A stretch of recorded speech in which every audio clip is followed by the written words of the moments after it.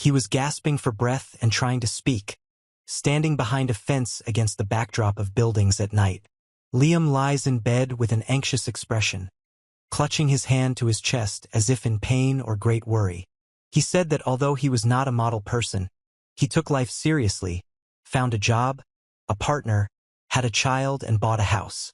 Liam begs, explaining that he is currently deeply in debt and is working from one part-time job to another. She demands to see her for just a second, explaining that she is just getting used to him, and he denies the accusations and says that he did not do what he is accused of. Liam is outraged that he is being accused of being in debt, while the other man demands that every last drop be returned, claiming that this is not fiction, but reality. He asked thoughtfully when he made a mistake, while touching the chest and pushing away the other person's hand. Liam lies there and asks what he did wrong, and the other man greets him and says that the night is truly wonderful. He is surprised by the appearance of his beloved pet, who comes to him on his deathbed, and another character quietly says, with a smile. Liam said he came for the love of it but doubted he was the one they were waiting for, and admitted he actually came to give a second chance. He laughs and calls it a second chance, and the other, hiding his face under his hat, offers to call himself the guide, and remarks that she is a wily woman. Liam listens in amazement as a man tells of a woman who left him in debt and forced him to pay child support for someone else's child, and she explains that the girl is legally his daughter. He angrily says that he is just a walking wallet, and she laughs and admits that she played with his feelings, which is why he fell for it, and asks him to calm down. Liam explains that it's not an illusion, but a real-world truth, and she admits that she thought about it but chalked it up to paranoia. He listens under the blanket as someone comments on his kindness and the difficulties associated with paying off debts and taking care of his daughter. Liam furiously says he was used as a cheap rag and wonders if it's okay to let that happen. He decided to make a gift and offered to be reborn in another world, acknowledging that the interlocutor had suffered a lot in this life and deserved happiness in the new one. One asked if this was happening in another world and expressed a wish for his ex-wife to be safe, while the other responded that his boss had falsely accused him and fired him from his job.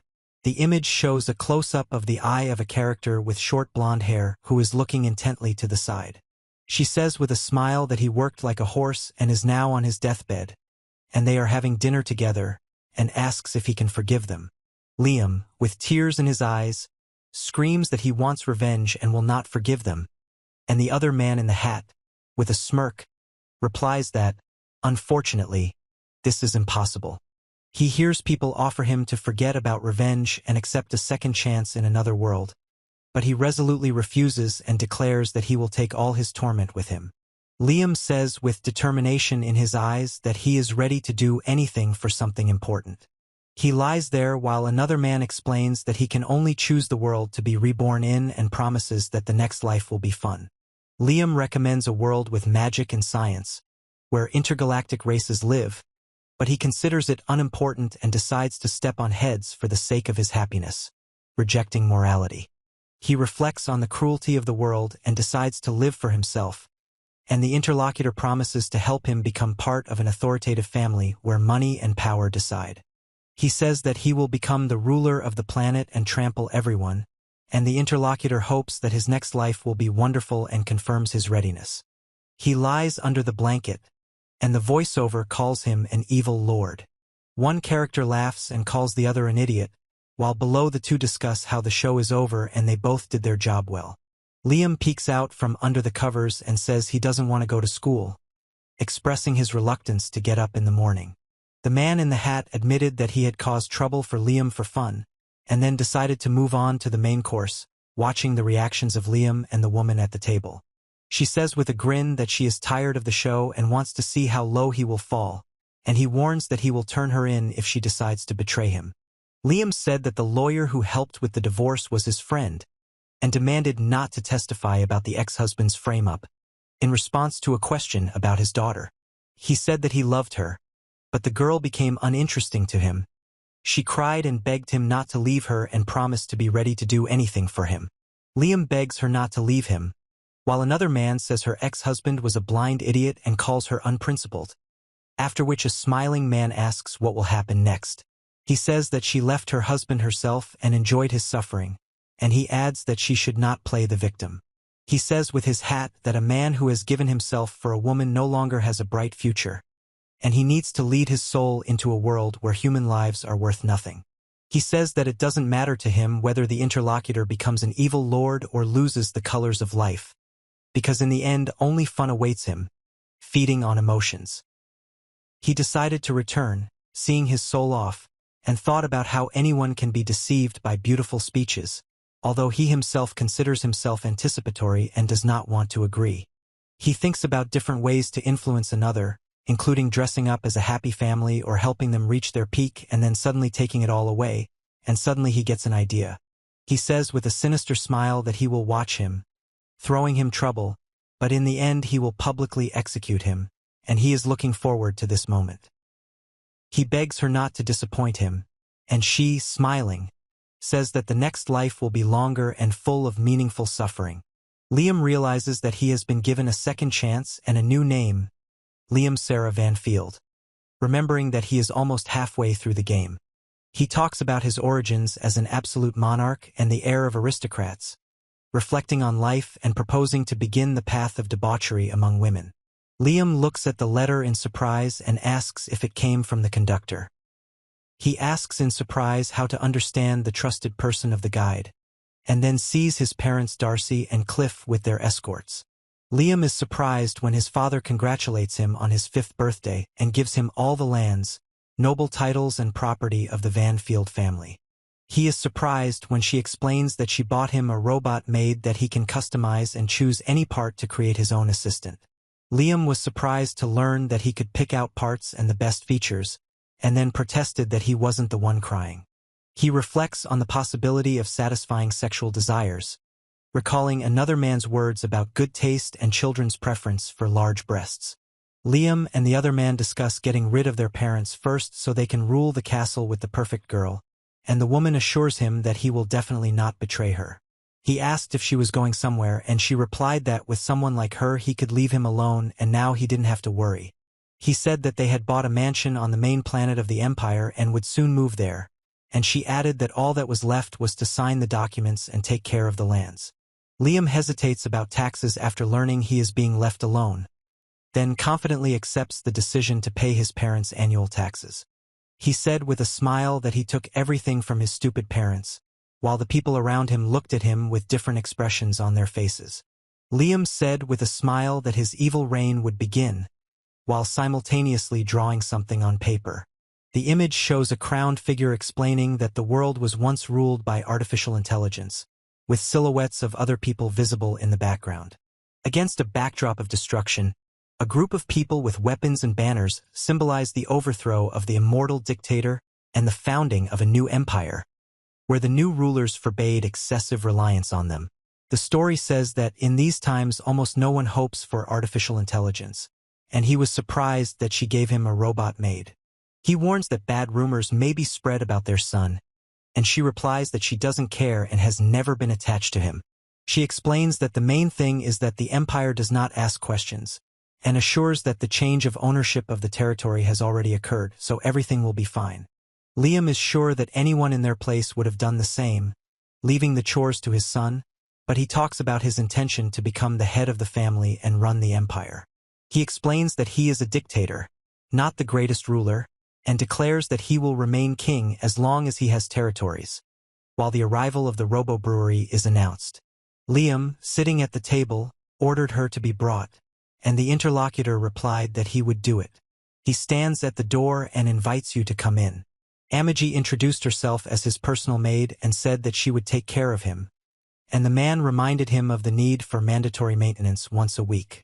Liam learned that the maintenance would take no more than 2 hours, and the interlocutor explained that it was just an inspection of the body with possible cleaning if necessary. He explains the need for regular checks and replacement of faulty parts, and she confirms that the device will be able to work for a week after maintenance. Liam, taking Laura's breasts, admires their softness and elasticity, and she exclaims his name in surprise in response. He demands territory reports, saying he does what he wants, and the other man asks him to restrain himself and agrees. Liam admitted he didn't understand anything, and the other man offered to help with the controls. explaining that he had an advisory role despite his background as a plankton officer. He doubts his knowledge, and the woman offers to study in an educational capsule and look after the lands. But the man insists that this is prohibited by the law of the empire. Liam said that this was only advice to a gentleman with insufficient knowledge to manage the lands, and added that the decision would be made by the gentleman himself. He explains to Brian that downloading all the necessary information will take 6 months, during which he will be in a state of hibernation, but the technology will also enhance the body. Liam officially entrusted the management of his lands. The man ordered the capsule to be prepared, and the woman replied that she obeyed. Brian warns Lord Liam not to trust the management of the lands to a man who does not understand it, but he insists on his decision. Liam is adamant that he must do this, despite warnings of possible scandalous consequences, and explains the need to tax citizens and strengthen his body. He asked his interlocutor if he had heard, and he replied that the new lord was an uneducated fool, and expressed dissatisfaction that the government had been left to such a man. He irritably expresses outrage at the cruelty of Cliff's rule and the fact that for the aristocrats they are no more than cattle, and his interlocutor replies that the new lord will be fairer. Liam doubts the hopes for anything good and considers the likelihood of kindness to be low, wondering why they are even discussing this. The bartender addresses the man behind the bar, and 2 years later it is said that he came to power, and Cliff had a peculiar taste in interior design. He says it was an honor to serve a Nister, Liam's great-grandfather, but with the arrival of the new heir, everything went to hell. Liam learns that it is Brian who offers to help, and the narrator explains that Liam was unable to change his life and now history is repeating itself.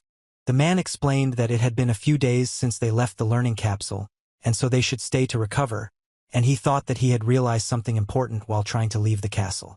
Inside the building with the skull and many eyes, someone asked if the other person thought he was just awful. Liam is unhappy with the castle and wants to change its interior, and the other man is glad that Liam is okay with his perception and asks him not to worry. He strongly suggests firing the slackers, and another character asks what to do with the current castle staff and the summer villa, causing surprise in the girl. She offered to write letters of recommendation and advised not to rush into a new castle. Liam asked why the castle needed to be torn down, and she said she supported it to cut costs, but warned of the large resources and time it would take to build a new one. He agreed to take things slow, and she suggested a temporary, cozy place. Then they discussed the possibility of reorganizing the fleet of 30,000 ships to build a new castle. She explains that only 20% of the ships are in demand and suggests reducing their number by 10 times to significantly reduce costs. The man insists that the fleet must have at least 10,000 ships, and Liam counters that only 20% of them are used, and it is not the number that matters. He warns that if they cut their fleet too much, they might be attacked by others, and he replies that even pirates might attack them. Liam believes that the problem is outdated weapons and aging warriors, so he suggests calling for young recruits, and then declares that he has no need for useless subordinates. He noted the pointlessness of having more than 20,000 in used ships, and she said that she would begin the process of reorganization, since there were enough funds for this. Man asks Liam to cut down on robot use, warning others may look down on him for over-reliance on AI. Liam said they weren't doing that anymore and demanded they get down to business, while the other man expressed doubts about the fleet being cut and promised to increase it over time. He stated that they were only interested in what was necessary, instructing Amagi to create a fleet that would fight in his name, not the Lord's. Liam asks Brian about the objections, and then suggests starting with 3,000 ships, after which he calls Amagi to him and he agrees. He irritably thinks that the more he learns about his castle, the worse it becomes, and the other man asks him to stop his indecent behavior. She says in horror that everything is in such a bad condition and she has nothing to use. Liam talks about his frustration with the development of the world and the chaotic nature of the system, and she suggests that the territories develop slowly, delegating the work to others. He explains that development requires more effort and time, and that using AI cannot be relied on too much according to the Empire's laws. She reflects on how her parents wanted to dump all the troubles on her, and he admits that the family's territory is in poor condition, but believes in their ability to develop it. Liam explains that the average life expectancy here is 300 to 400 years, with official adulthood starting at 50, and that over the next 20 years he will be able to improve the condition of his lands. He says that he wants more power and to become stronger in martial arts, and the girl replies that their fleet will become the best and clarifies about physical indicators. Liam explains that in his past life he was bullied by everyone. He couldn't fight back because he was weak, so he wants to not just become stronger, but to crush everyone to the last one. He doubts the need for a mentor, but insists on finding the best one and spending all possible resources on it. Liam firmly declares that he will no longer allow others to push him around and will now push them around himself, admitting his thirst for power. He sits in a hat with long hair, saying that she looks exhausted and tired, and he stands with another figure against the backdrop of a crowded street. She notices that the girl's hair is in terrible condition and her clothes are worn out, while Liam and the others watch from the shadows. He said he was relaxed and was going to watch his pet, noting that he had a lot to do. Liam talks about how he no longer trusts women and has put a robot maid next to him, and how he still doesn't understand what an aristocrat should do and wants to gain power. He said that he was obliged to take care of his interlocutor after the humiliation and would send him a particularly talented mentor, to which he replied that this was even good. Liam, hugging the girl, said that he hoped that she would like his gift and promised to come for her soul when she was on her deathbed. Yasushi reflects on a distant planet and regrets that he cannot get a job there as a mentor due to his debt, calling the place inconvenient even for business trips. A man thinks about his child client and decides to play with him to earn money, remembering that he wants to learn the art of the sword. The man asked Liam if he was a lord, to which he replied in the affirmative as they stood in a field in front of a group of people by the bushes. Liam says he'll demonstrate his style first, and the other man calms him down and explains that his main technique is deadly and he rarely uses it. He asked the maid to leave them alone, noting that there should be no strangers there besides them. Liam says he can't leave the gentleman alone, and the woman apologizes and explains that his safety is her top priority, while the man admits he won't be able to fulfill his duties. He resolutely stated that he wanted to become a student, and the girl replied that if something happened, he should call her, after which she handed him the item for the masters to check. Liam asked if the device would help in the matter, to which the girl answered affirmatively, and the man said goodbye and left, after which he asked to be vigilant. He asked if he wanted to cut the log, to which he replied in the affirmative and asked to arrange them so that the blade would not reach them. Liam listens as the master explains that he will show him a special technique of the Issen stance, usually hidden, but will make an exception for him. He asks in surprise when they manage to cut the logs, and the other man explains that this is the Issen stance technique and asks if he really wants to learn it, to which he happily agrees. Liam considers himself a mediocre swordsman and doesn't care about the rotten aristocracy, while another man calls him a simpleton, musing on his magic and dexterity in chopping logs. He thought the fraud detection device was broken and decided it was for the best. Liam tells the master that he is ready, after which the master suggests starting with the basics. He ponders what else can be taught and decides to find educational videos, while the other notes that the children learn quickly and envies them, marveling at the humble life of the brat from the Vanfil family. Liam, sweating and wiping his forehead, thought he expected him to shirk and make excuses, but was surprised by his determination. He thinks about the nobles and their power, and he says that he is lucky with the job, but the maid does not trust him, so you should be careful.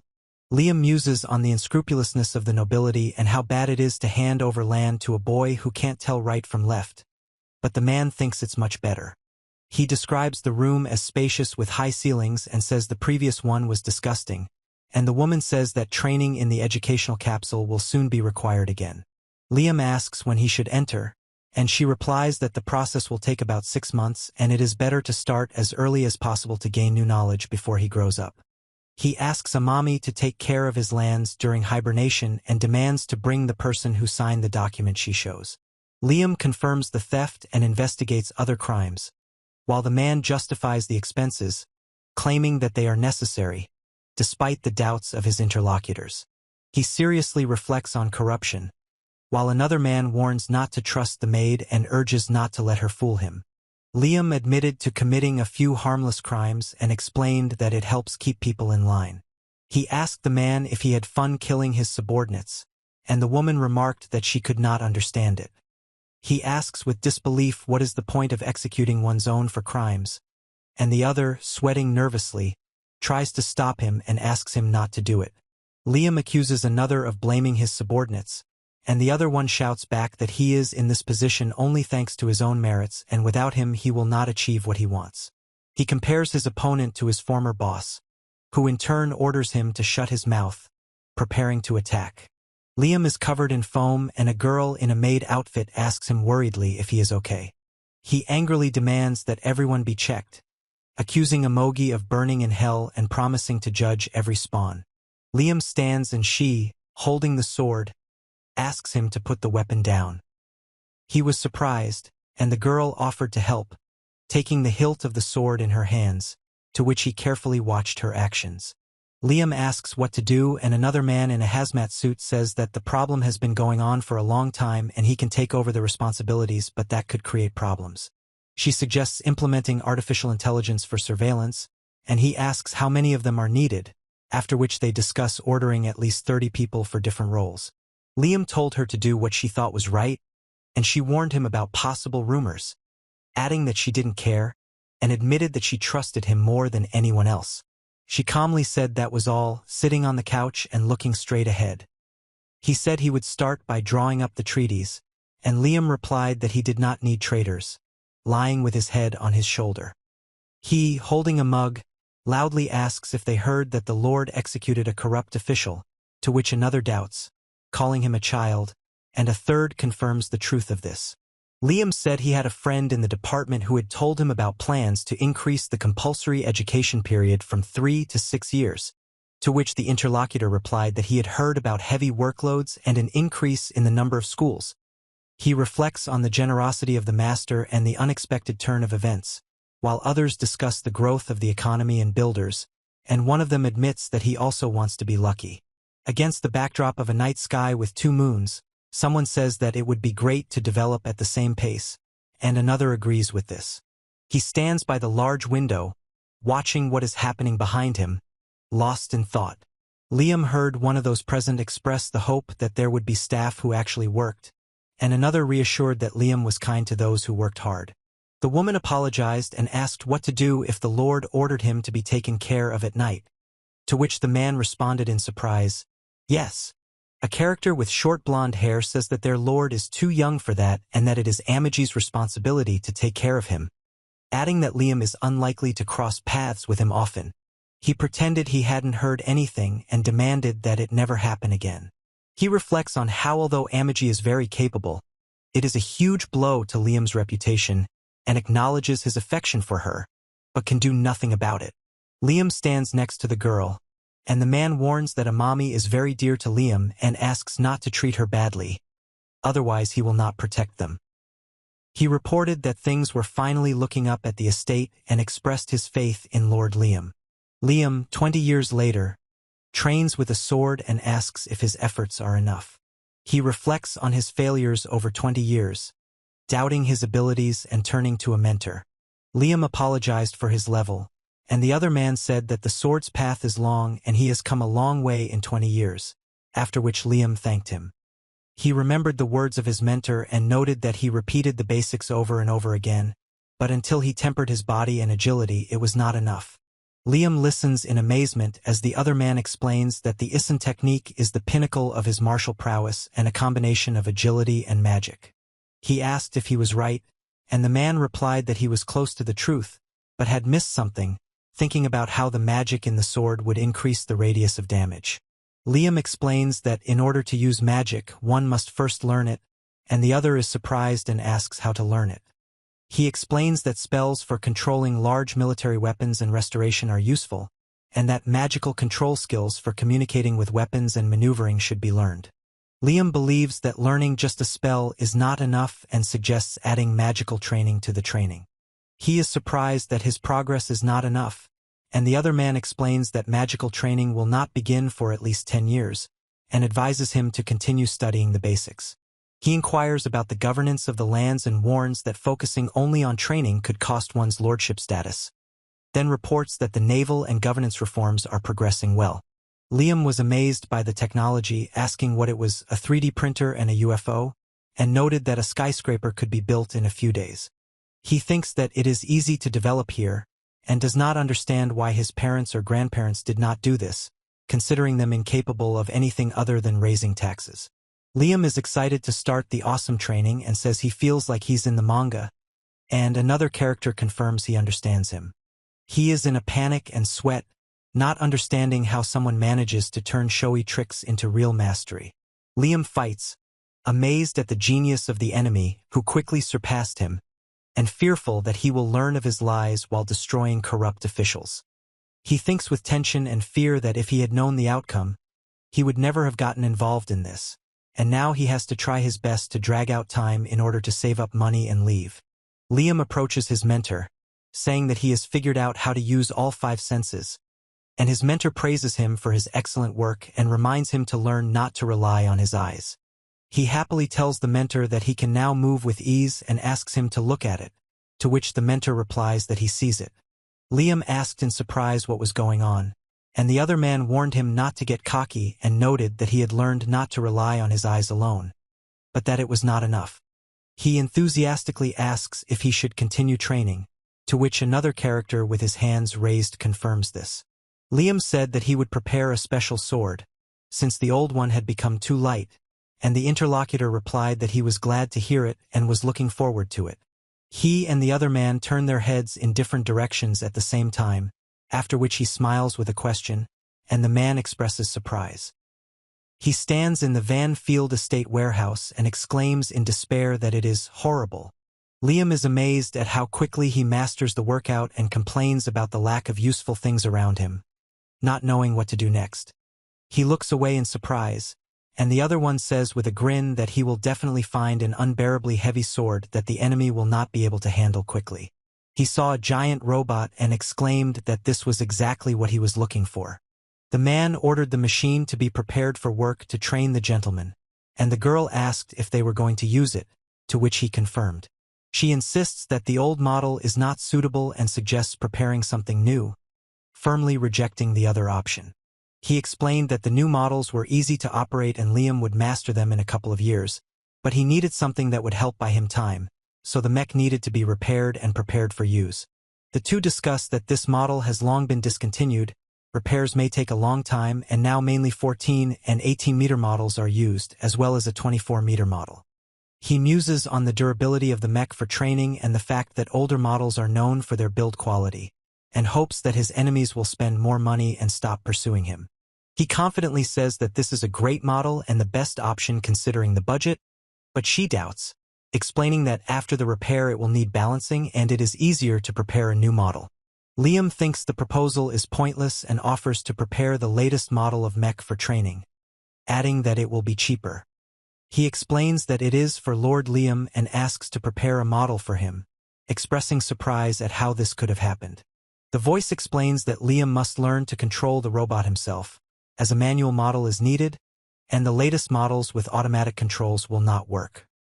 He refused the proposed fur system, saying that he did not need it, and the interlocutor agreed to prepare the fur for use. He points forward and says that it's all for Lord Liam, and the other asks him to try and not spare money.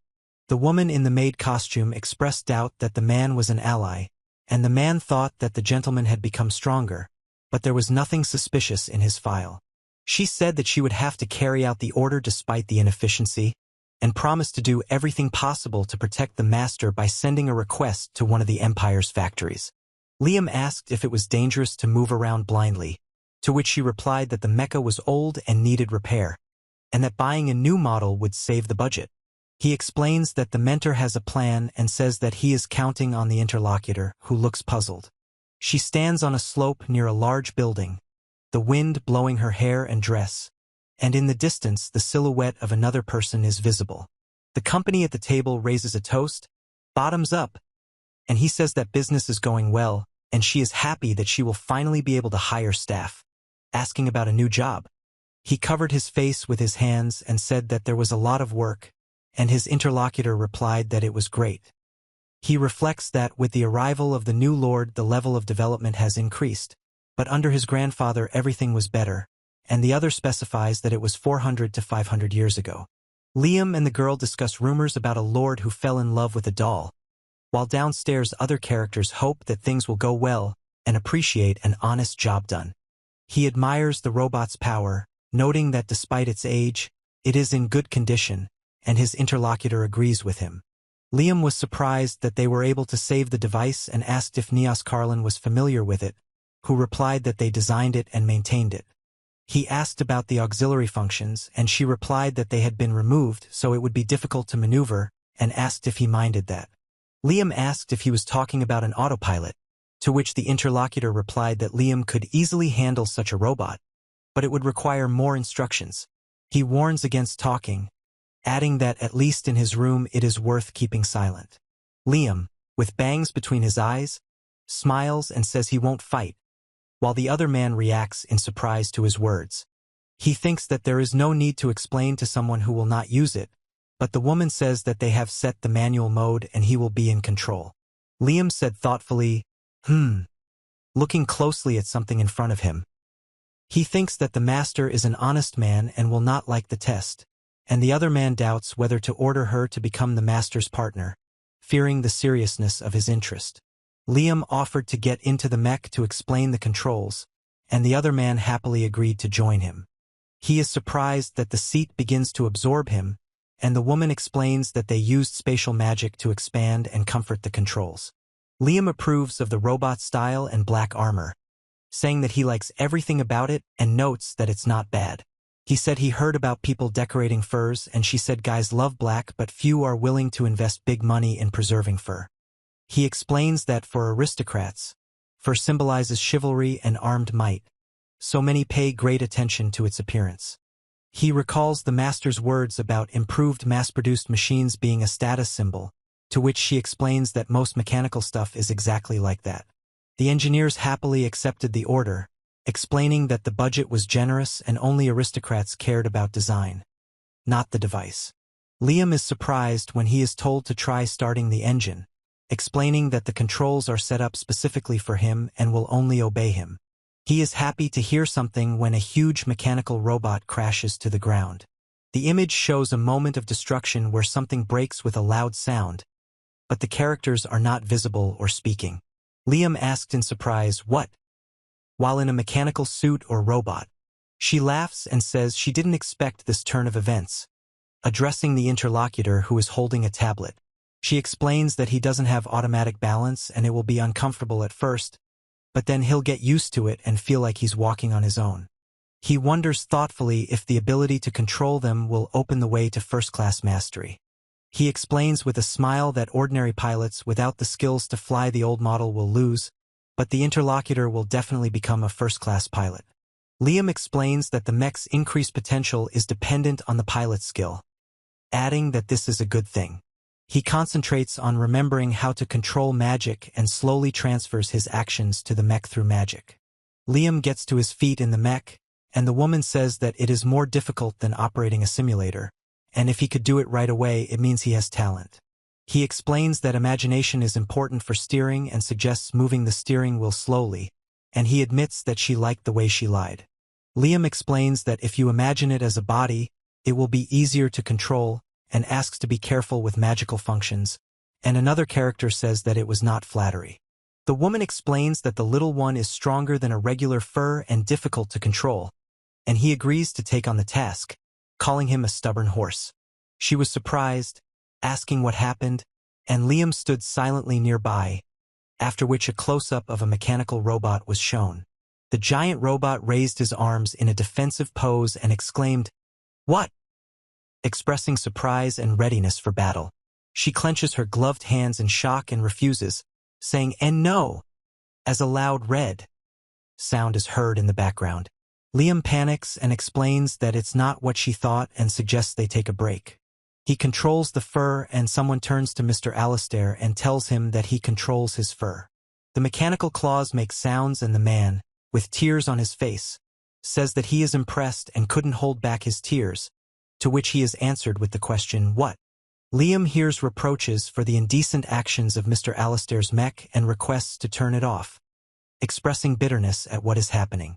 Man asks in surprise if boy is really touching her breasts so gently, while another is concerned that messages aren't getting through. He strictly forbade inventing such things and demanded that Liam quickly get out, envying the fur inside. Liam heard his companion call out to him, and his interlocutor apologized for being too enthusiastic, and the girl was surprised, asking if the man was really a master swordsman. He thinks he'll definitely get her number next time, and she waves and says she'll drop by again after explaining how to operate the mech and leaving. Liam says with a serious expression that he will never forgive the little one and will find his weak spot to break his pride, and he nervously promises that training will become more difficult. He asked in surprise if it was true, and the other man noted that the training had become even stricter lately. Liam explained that the workload had increased, but he had become physically stronger and saw no problems, and the other man assured him not to worry and said that the master had everything under control. He fights, shouting, "Aye!" And the other man is surprised and says that if he fails, he will not deserve first class. Liam closes his eyes and waves his stick, and the voice advises him to look with his heart and trust his sixth and seventh senses. He insists that nothing is impossible, while the other man insists that it is impossible to hit so many balls with one stick and suggests finding a solution himself. Liam holds his sword in concentration, repelling the tentacle attack as his opponent watches in horror at his determined move.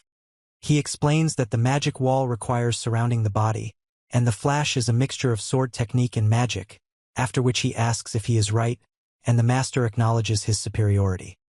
He assures them that they will face difficulties in the future, but will overcome them, and advises them to continue to act according to their own judgment, giving the final instruction. The man in the kimono explains to Liam that the path of learning is endless and asks him to choose the righteous path. Liam is adamant that they continue their training, saying that they will even have a gym named after the master, and the other man reacts with surprise to his words. He admitted that it was too early to name the locations, and his interlocutor asked him to evaluate his skills and allowed him to simply observe. He agreed to help, and the other one asked with a grin how Liam was coping and how much stronger he had become after learning the art of the sword from the con man. He's wearing a hat and screaming in panic, "W!" while barrels are flying off the roof, and the girl replies in surprise, "Huh!"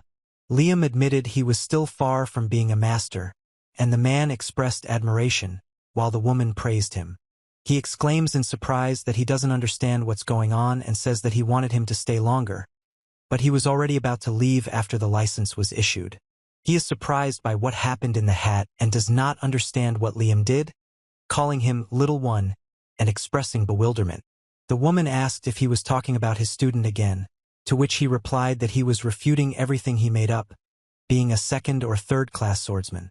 He says with surprise that he does whatever he thinks of, and she replies with a smile that this is not a joke. He says that he ran away out of fear and finds it terrible to kill without drawing a sword, and also mentions that someone wants to build a training hall in his honor. He curses in anger with long hair, and Liam says with a smile that he was trained by a cool master and at first doubted the guide, but he turned out to be cool. He exclaimed about nobility in his hat, and he thought about it and said that the situation made him think about many things. She pulls her hair back into a ponytail as a man in a pinstripe suit makes a dramatic entrance, with Liam watching with a serious expression. He ponders how to make him angry and hate him, and comes to the conclusion that the best option is to make him unhappy. He noted that the only people around this man were an elderly butler and her, whom he called a doll. Liam smiled and said that he thought he would be chasing women, but he was serious about everything, to which his interlocutor responded with a short "M."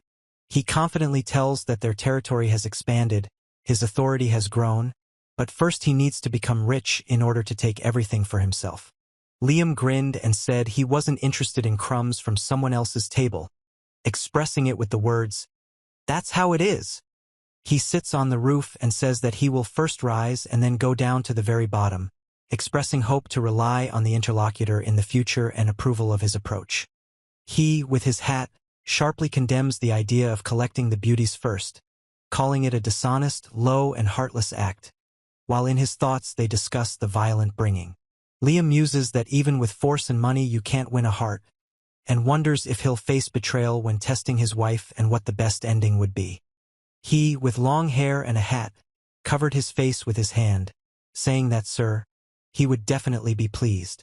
She explained that they wanted to accept military personnel who were about to retire into the reserve and were demanding regular payment with questions about personnel, to which he asked whether applications were received from military personnel. Liam looked tired and suggested that they would probably send some incompetents, and she listened to him, standing next to him. He explained that this was the regular army of the Empire. Some of the soldiers had graduated from the military academy and had a good education and rich practical experience. Liam explained that these were human resources to strengthen the park facilities, and the other man added that he had prepared something interesting for them and predicted the gathering of serious soldiers to fight the riots. He says enthusiastically that it is becoming more interesting, although he has no plans to get involved in after-sales service and believes that he works too much. She said that she was going somewhere else, thanked Liam and asked him to amuse her next time, since she was not happy here and was sick of gratitude. Liam said he no longer seemed like a 45-year-old man, and the woman said that the plant's technical director, Nias Carlin, was waiting for him and had come to check on Aviat's condition.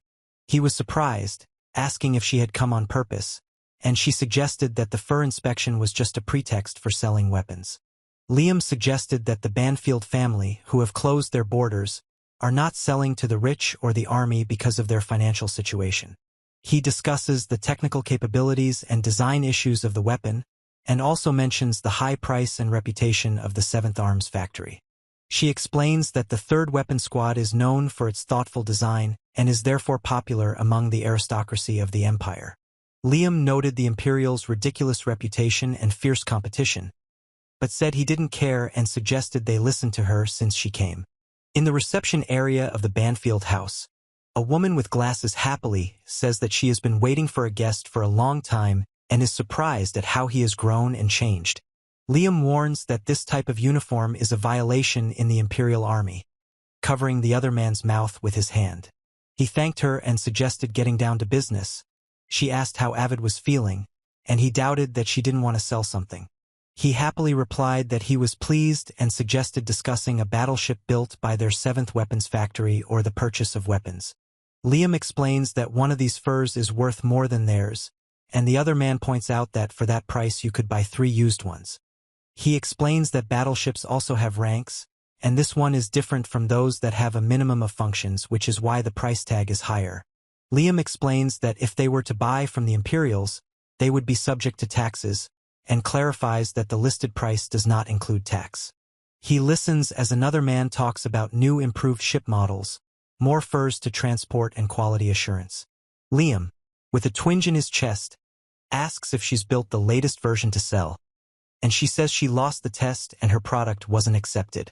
He asked if it was true that the tests were being carried out by the Empire, and she suggested that the problem might be in the device itself. He says their products were the best in performance and repairability, but were criticized for their design, size, and cheap look. Liam muses that there is not much difference in productivity with other factories, and she tearfully asks him to buy at least 100 of them, even on credit. He asked Amagi to look at battleships from other factories, and she replied that to buy such a vessel, permission from the Emperor, who is not in their family, was needed, and suggested calling a 3rd weapons factory. He begs them to stop in tears and explains that he is in a really difficult situation. He reasons that the abilities are the same, so the choice will have to be made based on the design, and the other one answers that the abilities are more important because from the inside you can see how it looks from the outside, but the design is really not very good. He talks about the problems with the number of people and internal difficulties, and warns that the appearance will look cheap and the situation will get worse. Liam explains that the performance and maintainability are on another level, and the other person exclaims, "To then." She persistently asks to buy a battleship, and he, remembering his wife's betrayal and hating lace underwear, asks to stop because it is unpleasant to look at. Liam replies that he's not in the mood, despite the comment that he spent too much time looking at her breasts and why he's so sad. He asked if the budget would be enough for 300 furs. Amadi replied that it was difficult, and the other girl insisted on buying 300, explaining the good long-term prospects. Liam asks to change the design, considering it too cheap, and she thanks him and promises to prepare materials, discussing the need to decorate the exterior. He explains that he is losing in tests due to a lack of understanding of customer desires. Liam noted that nothing was going well for them except work, and she admitted that she was also worried and was somewhat reassured by his words. He asked if it was Mrs. Neos, and she replied that she had been able to sell 300 furs, but that the higher-ups would not agree with the change in design, while another man rejoiced at the increase in guests. Liam said he tried and it was hard, and she said there was nothing she could do and the purchase was contingent on the design being corrected. The man says with surprise that he doesn't believe that he was being handsy, and the other explains that the gentleman was attracted to him and even looked at him with a special look. Liam asks in surprise if this is really true, reflecting the image of a smiling girl with glasses in his eyes. She nervously suggests that he might have seen something, trying to explain the situation and expressing doubt. He said that he should have aimed for marriage straight away, and she replied that she had made the contract with the help of her attractiveness and asked for more respect, adding that she needed to have time to sell 300 pieces. He is shocked to hear that she has already sold something, and in his mind he does not understand what is happening. The narrator reports that Brian has begun to doubt Liam, and someone is surprised that Mr. Liam has fallen into a love trap. He stands in a crown and robe among the treasures, smiling, while a knight in armor stands nearby, guarding them. Liam sits on the couch with his arms crossed as a woman stands behind him and tells him he should act like the heir to the family. Thomas Henfry, the personal merchant of the Banfield household, anxiously asked if the interlocutor had brought the bright yellow sweets. He offered a treat, and the other person agreed, saying, "Yes, of course." Liam asked what store it was from, and the other man replied that it was from their company, Henfry. He asked what happened this time and suggested that he hadn't just come to say hello, and he replied that it was a joke and explained the situation. The man explains that there were difficulties with the deal and asks to borrow a fleet of at least 100 units for an escort. He asked if they were going to such a dangerous place, and she replied that there were few threats at the destination, but that there could be terrible situations along the way. He reported with concern that attacks on merchants were increasingly being heard. She offered to prepare them right now, and Liam listened carefully to her. He agreed to lend it, warning that his interlocutor must understand everything perfectly, to which he responded with an uncertain consent. The man promised to definitely bring sweets next time, and the interlocutor asked if he could guarantee a profit from the deal, to which he received a confident confirmation. Liam ordered Amagi to begin preparations, to which she responded that the order was accepted, and another character confirmed this with the word, "Excellent." He noted that the Banfield's territory had expanded, and she praised him for his incredible achievements at his age. He says with a smile that this gentleman is different from other aristocrats and is an excellent leader, as if he were made of different dough. He asked why gold was being collected, while another noted that there were few rare resources in the area, but there were other treasures. Liam ponders the mystery of gold, and the man explains that he used to bring magical stones, but only gold bars lit up the eyes of the one he serves. They discuss another man. She thinks he is strange, and he calls him rather modest. The two watch the space, discussing how he invests his taxes and isn't as simple as he seems, and also remarking on the convenience of the thing. He talks about the hero taking care of himself and unusual things, and also wonders how big his territory would be without the huge debt. The man said that the deal was really dangerous, but important for the Banfield family, and offered to play their part in this great story, and the girl supported that this was their job. Liam, smiling, builds a tower of ingots, and a man and woman ask him if this is a bribe, to which he replies that he doesn't understand what they are talking about. He admitted that he was jealous and then asked Amami what he thought of treasure, noting that gold was the best fit.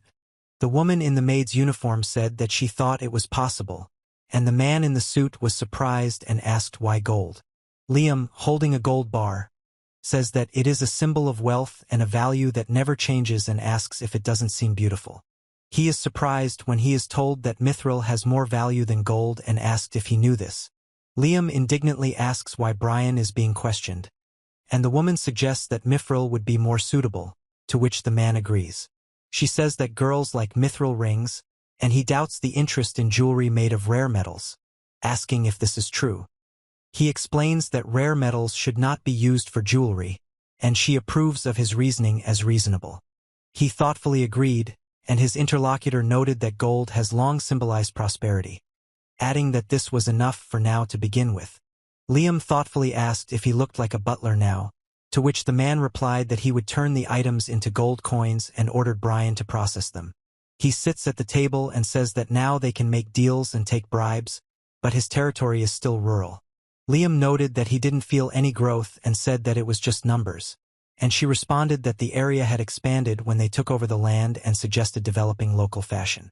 She says that we need to attract such guys and invest in aesthetics, and the other one replies that fashion designers will not hurt and they will not stagnate. Liam suggested inviting models and celebrities so that residents would want to look like them, and she explained that the expansion of the area increased taxes and debt, which would worsen the debt problem. He, wearing a suit with stars and a hat with a tassel, said it was not what he imagined, while another character twirled hoops around his body. Liam explains that on that planet all the beauty of women is concentrated in their breasts, and two listeners are surprised and ask what it is, after which he offers to tell them more, but they refuse. He is outraged that he is not doing anything wrong and is just working hard, and the other man is puzzled why the Vice Lord is being attacked. He feels dizzy, nauseous, and has pain in his temples and stomach, as if describing his condition. He admitted that his expectations were too high and threatened to burn down the entire area that Liam had managed to adapt to himself. He says there are space pirates available, and she says she wants to have fun and asks to be allowed to watch them some more. The captain of the space pirate military squad happily says that such moments are simply unbearable, against the backdrop of explosions in space. The captain ignores the request not to act abruptly, replying that he did not ask for an opinion while the group is watching what is happening. He suddenly delivers a fatal blow to the head of his opponent, who tries to say something but stops mid-sentence. Liam watches as a man in a chair receives a towel from a servant while other guards stand guard. The man said that this time the work was easy and the catch was big, and he listened to him, standing next to him. Liam asked what they would do with their favorite and suggested throwing her out since they already had a replacement. The man says it's time to change the toy, and he with the chains notes that she had a lot of fun and became the captain's toy, losing the limit of joy.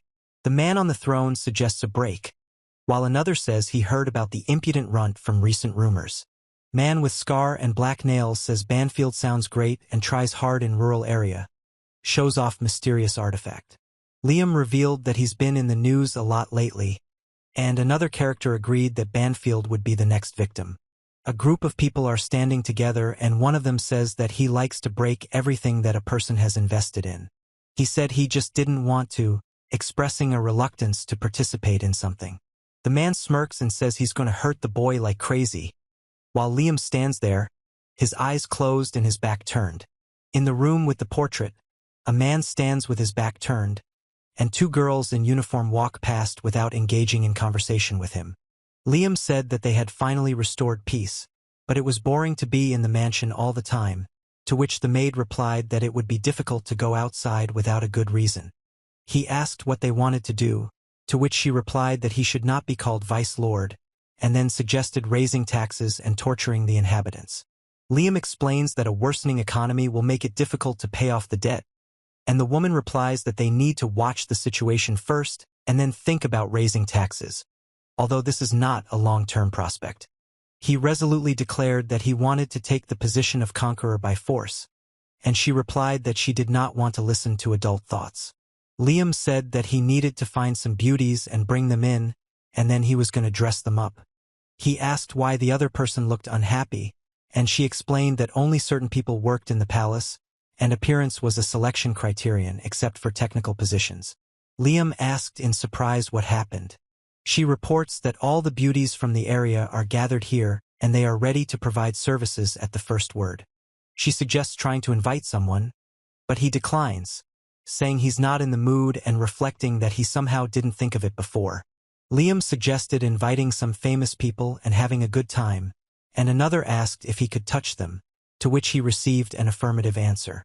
In the background of the city, they are discussing how the entertainment industry is underdeveloped, and he says that if they are invited, they will be happy because he is their patron.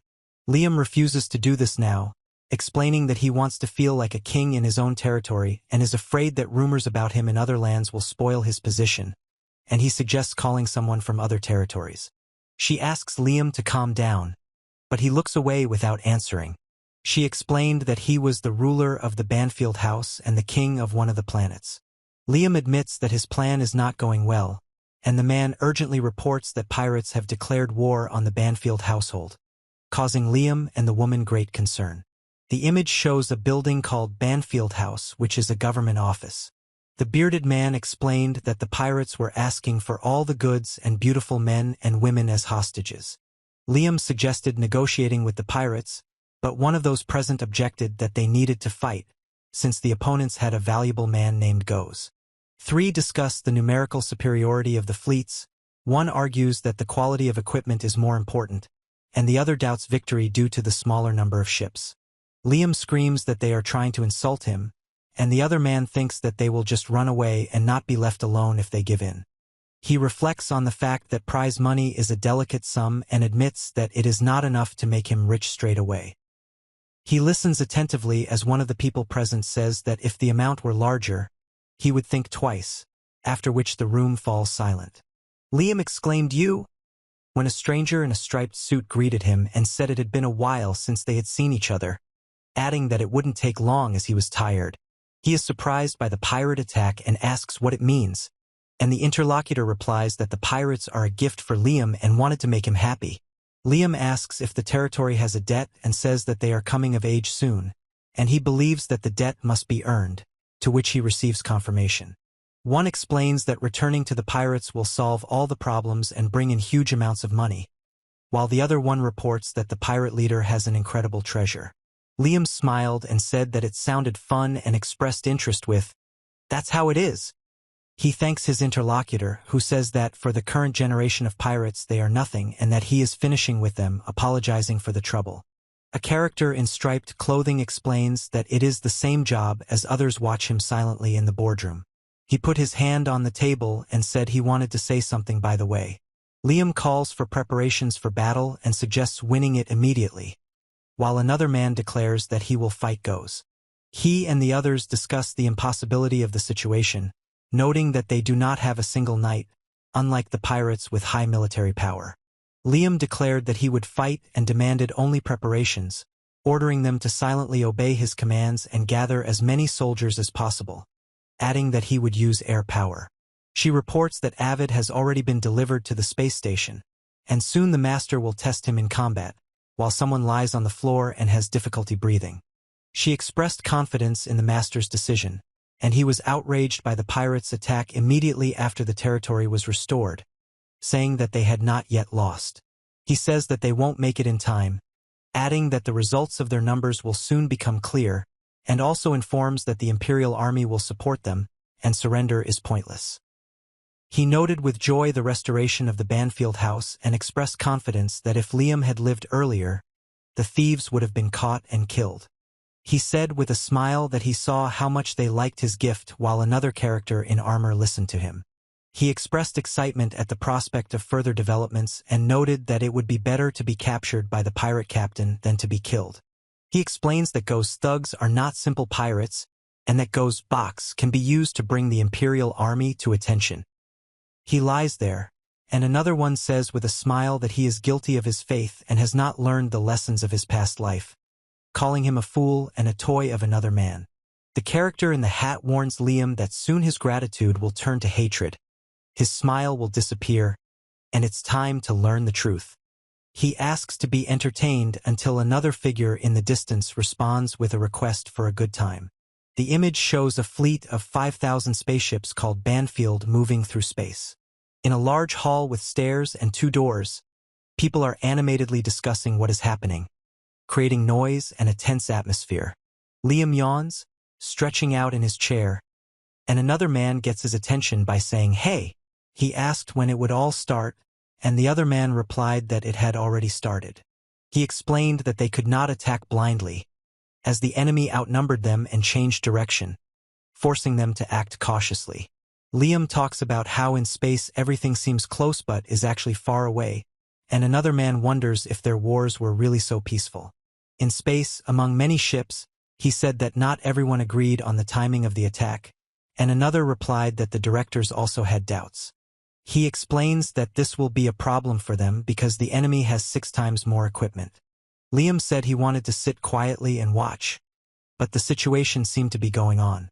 He reports that the enemy forces are directly above the battleship and number 500 ships, showing the approaching fleet in space. He orders them to be ready to intercept, and Liam notes that they started first, which means he notices that the enemy wants to break up their formation and wonders why only 500 warriors are deployed against them, considering the dispersal of troops stupid.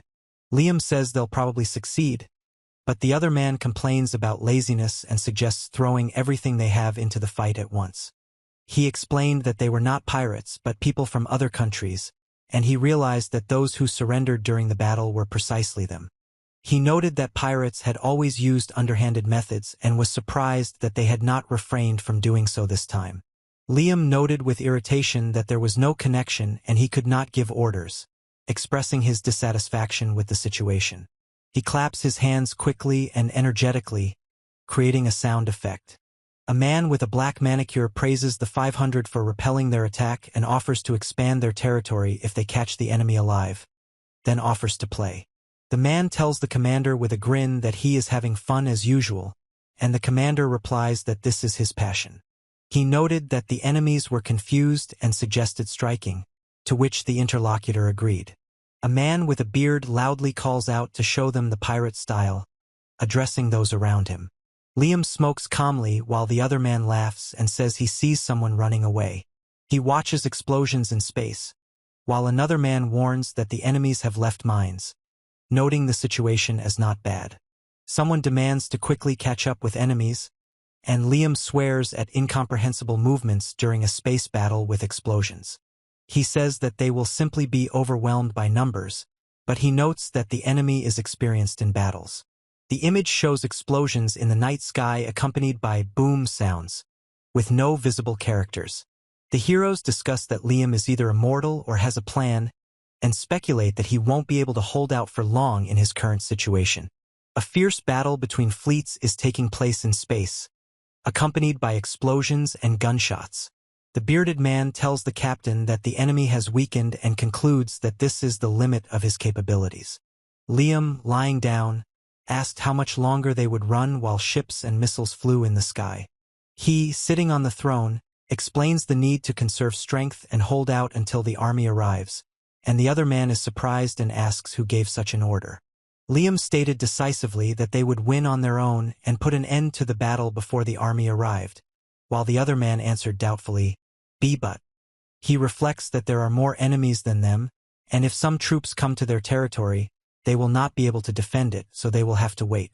Liam demands to stop and not let the enemies enter his territory, explaining that if he wins but loses everything, the victory will be meaningless, and the other man talks about Liam's life. He ordered to concentrate and give all his strength to the battle, causing a surprised reaction from his interlocutor. He said that they should attack with all their strength, addressing the interlocutor with short black hair between his eyes, whose name was Liam. He declared decisively that he would go to Avid after hearing an order to do so from a group of men. He notices that that bug is attacking again, as he watches multiple explosions in the sky. He noted that the enemy had come closer than before, and the other wondered why he was not retreating, waiting for the army, and asked if he was going to win himself.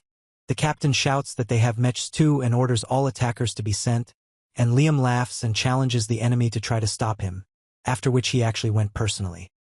He smiles in armor, and 2 observers note his strong movements and compare them to knights, marveling at his power and immaturity. Liam agreed, and the robot with the gun asked if he was sorry. The hero in the helmet tells how he lost his parents early, took on the responsibilities of the head of the family, and became a strong fighter despite the difficulties. He said that he too had difficulties on the path to becoming a soldier and could not imagine that he would serve such a person. Liam says with enthusiasm that this is the first time he has seen an aristocrat willing to risk his life for his land, and he is proud that such a man commands them, encouraging everyone with his smile. In space, a giant robot unleashes a powerful blow, destroying objects and causing explosions around it. Liam pilots a combat robot in space and excitedly declares that the situation is overwhelming. The mechanism in space orders an attack by shouting, "Attack!" The image shows a fire burning inside a building with no characters visible. The explosion brightly illuminates the space, and in its center, silhouettes of two figures are visible, surrounded by powerful energy. Liam happily noted that thanks to the master, his avid was not even scratched by the attacks, and admitted that he was not learning nonsense, but useful things. He explains that practicing magic control and closed-eye exercises help him fend off attacks, and admits that everything he was taught made sense. A giant robot prepares to attack as several flying combat vehicles rise in the sky above it, surrounded by flying debris. The image shows 3 combat robots, one of which is moving forward, creating a sense of dynamic approach. Liam noticed the enemy's quick and skillful movement and asked if they were pirates, then noted that there was something else that caught his attention. The mechs fight.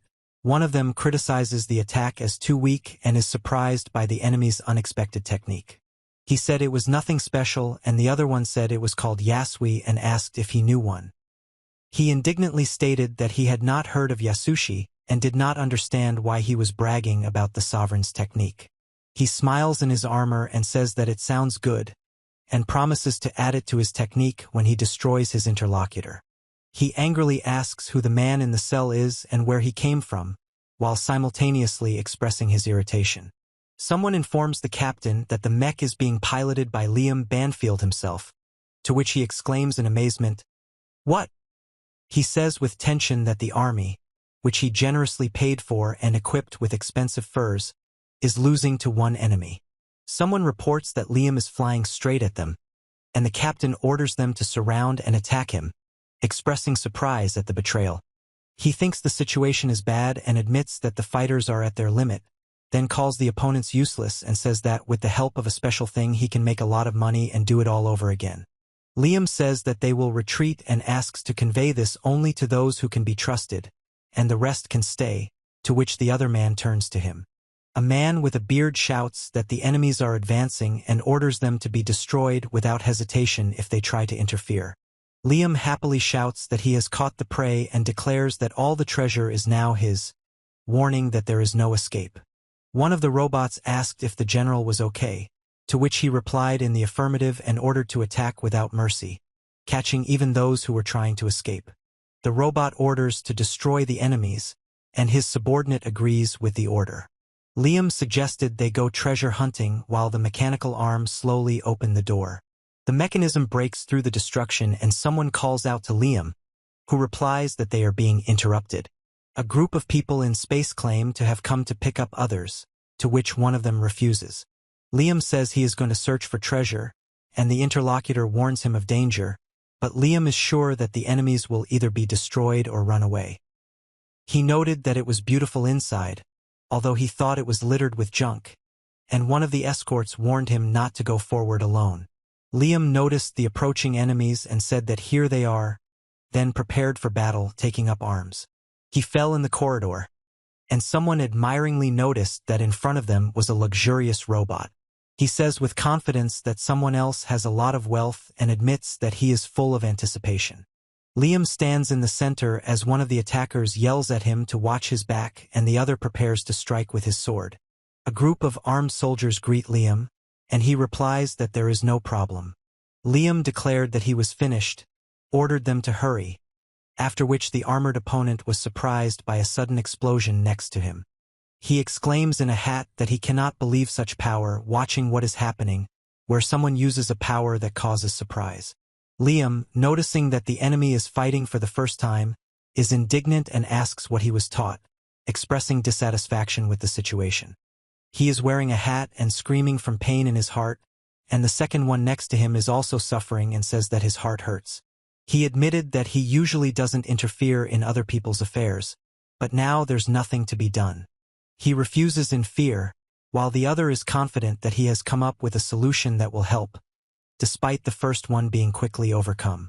He pronounces the word "goes" with tension and fear. He panics and asks who is in front of him, clasping his hands on his chest and opening his eyes wide in fear. He threatens the man and offers him the power to defeat Liam, asking if he wants to lose, which he reluctantly refuses. He is screaming in pain on his knees, and next to him you can see part of another person's face with a tense expression. He smiled and folded his hands with his eyes closed, making sounds that express tension or anticipation. In the image, a group of characters greet the reader and recommend that they check out the new project, Level 0 Chef, telling about the world of Runlud and the boy dish, who has no skills. A man with a white beard shouts that he is overwhelmed with power and that he is damn strong. He said that the skin of the interlocutor was now like a diamond and surpassed the strength of any person, and then assured him not to be afraid and ordered him to go. He quickly runs down the corridor, and the large legs of another man approach him menacingly. He admitted he had gone too far, then said no one could beat Liam now and asked him to regret his arrogance. A dog on fire appears on the street, then disappears, and a man walks into a bright light at the end of the street. A creature of flame appears on an empty street, stops at a box and makes a sound, attracting attention. He said, "Ha!" in surprise, standing among armed soldiers in the corridor, where silhouettes of people and a fluffy tail can be seen in the background. Liam asked the guards if they had seen a big dog, and one of them asked what had happened to him. He thinks that he has seen this tail before, and the other says that there is no way the dog could be here so that it would be on the ship. He remembered that this was his pet, which was his favorite and always wagged its fluffy tail. He says with a smile that the dog was one of those who did not completely betray him in his past life. Liam thoughtfully replies that he has already forgotten someone, and the interlocutor addresses him by name, trying to get his attention. He said that maybe he imagined it, but if it was true, he would take it for himself, and the other replied that there was nothing and suggested moving on. Liam happily declared that the golden box was his, and the two warriors were surprised that the rumors about his obsession with gold were true. He warns not to tell anything, then decisively says, "Again!" And another character admits that he only loves gold. A group of armored people discover a passage, and one of them is surprised that it is him. He looks at the treasures in the room with interest, and Liam notices that there are many valuable things here, but no dogs. He happily decided to take the sword, despite the other's warning that it looked too expensive. Liam received an urgent message, and another warrior reported that the weapon existed and could be used. He demands an explanation of the actions, and one of the interlocutors replies that they are currently fighting with Goes and asks him not to interfere. Liam resolutely orders them to move forward despite warnings of too much danger. On the battlefield, one fighter fights several opponents, while the other shoots from a large-caliber weapon, supporting the attack. The evil character threatens to kill everyone and does not forgive the fact that they are violent on someone else's ship. A warrior in armor tries to defend himself from a sharp-toothed attacker who challenges him to play together. The masked warrior demands that the boy be brought to him for battle, expressing his determination to fight him. The soldiers order two of them to take Liam to safety, while the others wonder who the man is that their attacks don't affect. The military orders not to let someone see something, confirming this with a short, "Yes." He has short black hair and a fringe between his eyes and confidently steps forward, preparing for the upcoming fight. The villain, with a menacing smile, declares that it is his turn now, and, surrounded by energy, prepares to fight, but suddenly gets hit and falls, saying, "Ha!" in surprise. He said someone was useless while Liam knelt down with his sword in hand in front of the standing man. He, wearing a helmet and with a sword on his back, said that the interlocutor was too strong. The old man screams in rage, demanding to know who attacked him, after which the sound of a blow and an object falling to the floor is heard. He is wearing a helmet and looks at a wounded enemy who has lost his arm and says that it is his arm. Liam stated that the sword was now his, and the other man replied that he had taken it for himself. He's yelling for something to be returned, and another guy is saying how much he liked it and how cool it is. A man with a white beard screams that he will kill, and his hands turn into many tentacles, ready to attack. Liam, hearing himself called Mr. Liam, and noticing his noise, smiles and replies that this address is intended specifically for him. He asked if the other person knew who Goes was and explained that the skin color was different, to which he replied in the negative. Liam, ignoring the cry of, "Don't ignore me," sharply responded that the interlocutor should shut up already. He asked if he was Goes, and he, in fear, promised to give up piracy and give everything, to which he responded with a mysterious "therefore." Liam declined with a smile, saying he didn't want to. He expresses irritation and disapproval, commenting on the wretched face and inhuman body, while admitting that he is irritated by absolutely everything around him. Liam asked in surprise if the other man was confused, and then thought that he was glad that he was feared, and that he, too, had become a scary person. He demands an oath of allegiance and declares that all wealth now belongs to him, ordering them to listen and not to contradict. He kneels down and begs for mercy and promises to become subordinate, admitting defeat, but claims that he is still stronger than the army of the opponent, who reminds him of his strength. Liam reacts with interest to the creature's words, which say that he has other treasures, although there are none here. He said that he would take his interlocutor to the Empire, but he did not want to get his hands dirty, and they would deal with him there. Liam stands in a helmet, being asked to spare someone, and one of the escorts asks if he will be captured alive. 3 warriors in armor are discussing that someone has killed many of their comrades, and one of them asks what it means. Liam said he had made a decision and had heard that turning the enemy over to court would bring in a lot of money, but he didn't want him to stay alive. He explains that corpses are paid for and the creature begs for mercy, but he orders it to remain silent, preparing to attack. Liam noticed that his skin color had changed and assumed that he had briefly enhanced himself with something. He watches as 2 armored men discuss whether the item found will be evidence, and one of them confirms it. Liam responded in surprise that they were already finished after one of the attendants informed him that the work was finished. One of the characters asked who was leading them, and the other replied that he was called the Guardian, who would lead them to the right place. Liam kicks a man in glasses who begs him not to kick and complains of pain. He warns not to touch the equipment, and the guard asks to wait until they are sure it is safe, after which someone turns to Liam, calling out to him. Liam asked if the Guardian had any pets, asking if he had a dog, to which he responded in surprise. The man in glasses says with a wide smile that he is not afraid, and his words sound confident and defiant. Liam said he could modify any dog, and his interlocutor noted that he loved them too. He asked if they wanted part or all of the dog's body, after which one of the soldiers was surprised how the other dared to speak to the gentleman like that. Liam asks what's inside, to which he is told that it's better not to know, but he insists that he's curious. He happily shows off his lab and tells that he usually helps Goes with experiments, assuring that his interlocutor will definitely like it. The soldiers notice that someone doesn't like it, and the old man with glasses exclaims in response, "Oh, you!" He speaks with delight about the merging of people from different planets and the expressions on their faces, full of screams and torment. Liam, looking out from behind the shield, asked in surprise what his interlocutor wanted. He said with disgust that it was disgusting, looking at the black slime with an egg on the plate. He asked in surprise what had happened to Goes, noticing his injured eye, and noted that it was indeed Goes' pet. Liam stated that he killed him and the keeper, and the interlocutor responded in surprise, "I see." He thought with relief that it would finally end, while the sounds of footsteps and rustling in the darkness could be heard around him. Liam says he doesn't know who they are but asks to save them, while 2 soldiers express fear and whisper the word, "nightmare." He asks if they need to be saved, to which he hears in response that they can't bear to live like this and ask to help with their own hands. Liam looks forward with a determined look on his face, while 2 armored men stand behind him, ready to fight.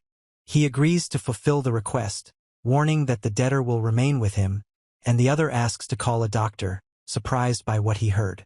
He screams to be killed and Liam tries to stop him, asking him to wait. The military said they were not making a decision despite Mr. Liam's orders. He stands in the doorway as Liam asks for forgiveness with tears in his eyes. He, looking at the documents, says that they also have unusual hobbies, and his interlocutor asks if he is really going to save them, noting that the bodies of different people were connected. The image discusses the rare use of items that help revive the body structure, but they need an elixir to do so. He says that the elixir is a legendary healing remedy that is rare here and is very expensive due to its rarity. He asked if it was just necessary to buy it, and then explained that if all the wealth of Goes was used, it would be enough, but it would require experienced doctors and quality equipment. He explained that treatment and therapy would take a lot of time and money, and she acknowledged this, realizing that if they wanted to save them, they would have to spend money. He said he was in a good mood and sometimes it was nice to do charity work. The old man is glad that Liam is alive, and she explains that he believed in Liam, but doubted victory, to which he is surprised and asks if this is true. She informs the gentleman of a request received from the capital to attend a meeting regarding the award. He said that there was a call from the merchant organization and the 7th construction plant, and also discussed the purchase of war trophies and ships that were owned by the enemy army. He explains that they want to study them thoroughly and notes the large profit, and also notices that the girl again wants to buy something from her. Liam told Thomas to start first, to which he responded in agreement. He is surprised by the price and thinks it is fair, while the other man is puzzled as to why it is so bad and notes that Goes really does have a whole trove of treasures. He said that he had covered all the expenses and asked to train the doctors, and then asked when they would go to the capital, promising to do everything. Liam says he'll be attending next year and has lots of plans, while another member thinks it's fair despite the objections. He lies on the bed, pressed against the girl, who gently hugs him and looks into the distance, as if trying to calm or protect him. The image shows a map with hexagonal sectors and an indication that this is the capital planet of the Algrind Empire. The image shows a futuristic city with many buildings and a sky filled with light lines, accompanied by text about the population and elevators for descent from space. Liam asked if he thought the outfit was too pompous, to which he was told it was suitable for aristocrats, and then some acquaintances approached him and greeted him. He asked in surprise who was in front of him, and the man and woman joked that he had grown old and did not recognize them. He explained that these people were the parents, and those behind were the grandparents. Liam said that the previous rulers had left him only debt-ridden territories, and she responded with confusion. He jokes, and she asks him not to joke like that, reminding him that they haven't seen each other for 40 years. Liam is surprised when the woman notices that he is still using the doll and advises him to get rid of it, after which he decides to go into another room. He asked what everyone wanted from him, and she replied that he should stay here. He said he had heard about large payments and asked to borrow some money, explaining his debt problems and asking to increase the transfer amounts and help pay for purchases.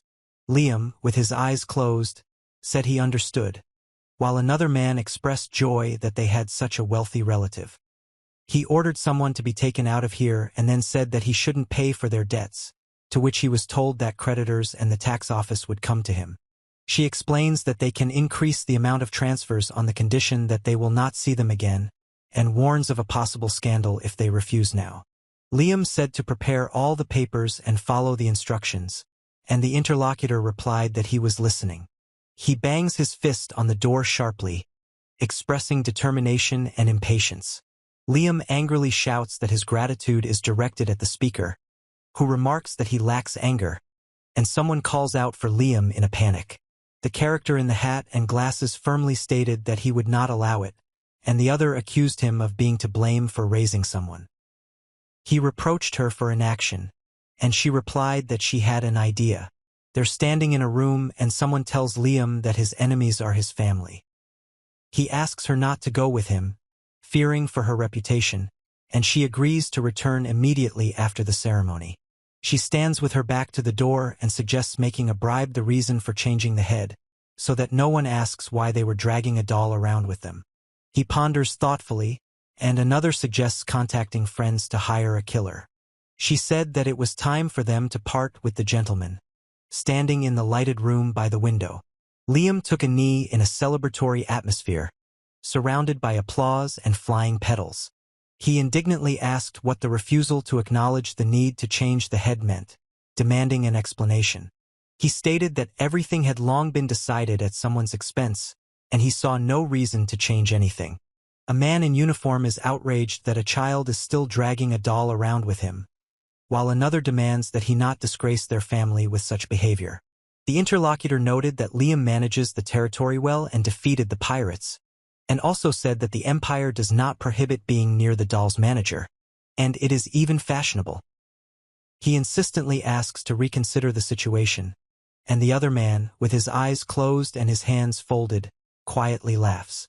Liam is entrusted with an important task that no one else in the Banfield family has ever handled, and he hopes that everyone understands his intentions.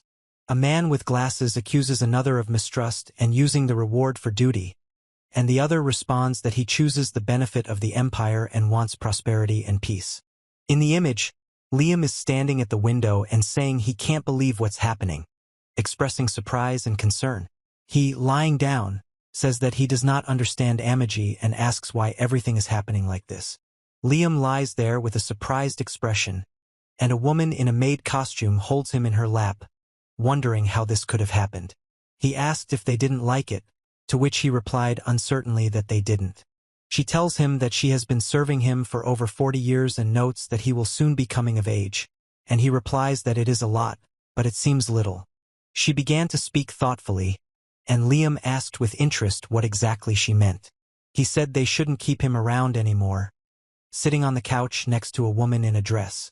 Liam warns that the Empire will likely disapprove of the dolls and that it will damage their reputation.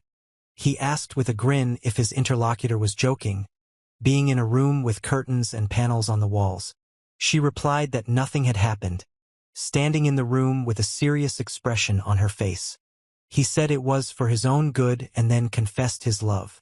She holds Liam's face tenderly and confesses her love, faith and desire to always be with him. Liam, with his head down, says he's being dumped, addressing a girl dressed as a maid.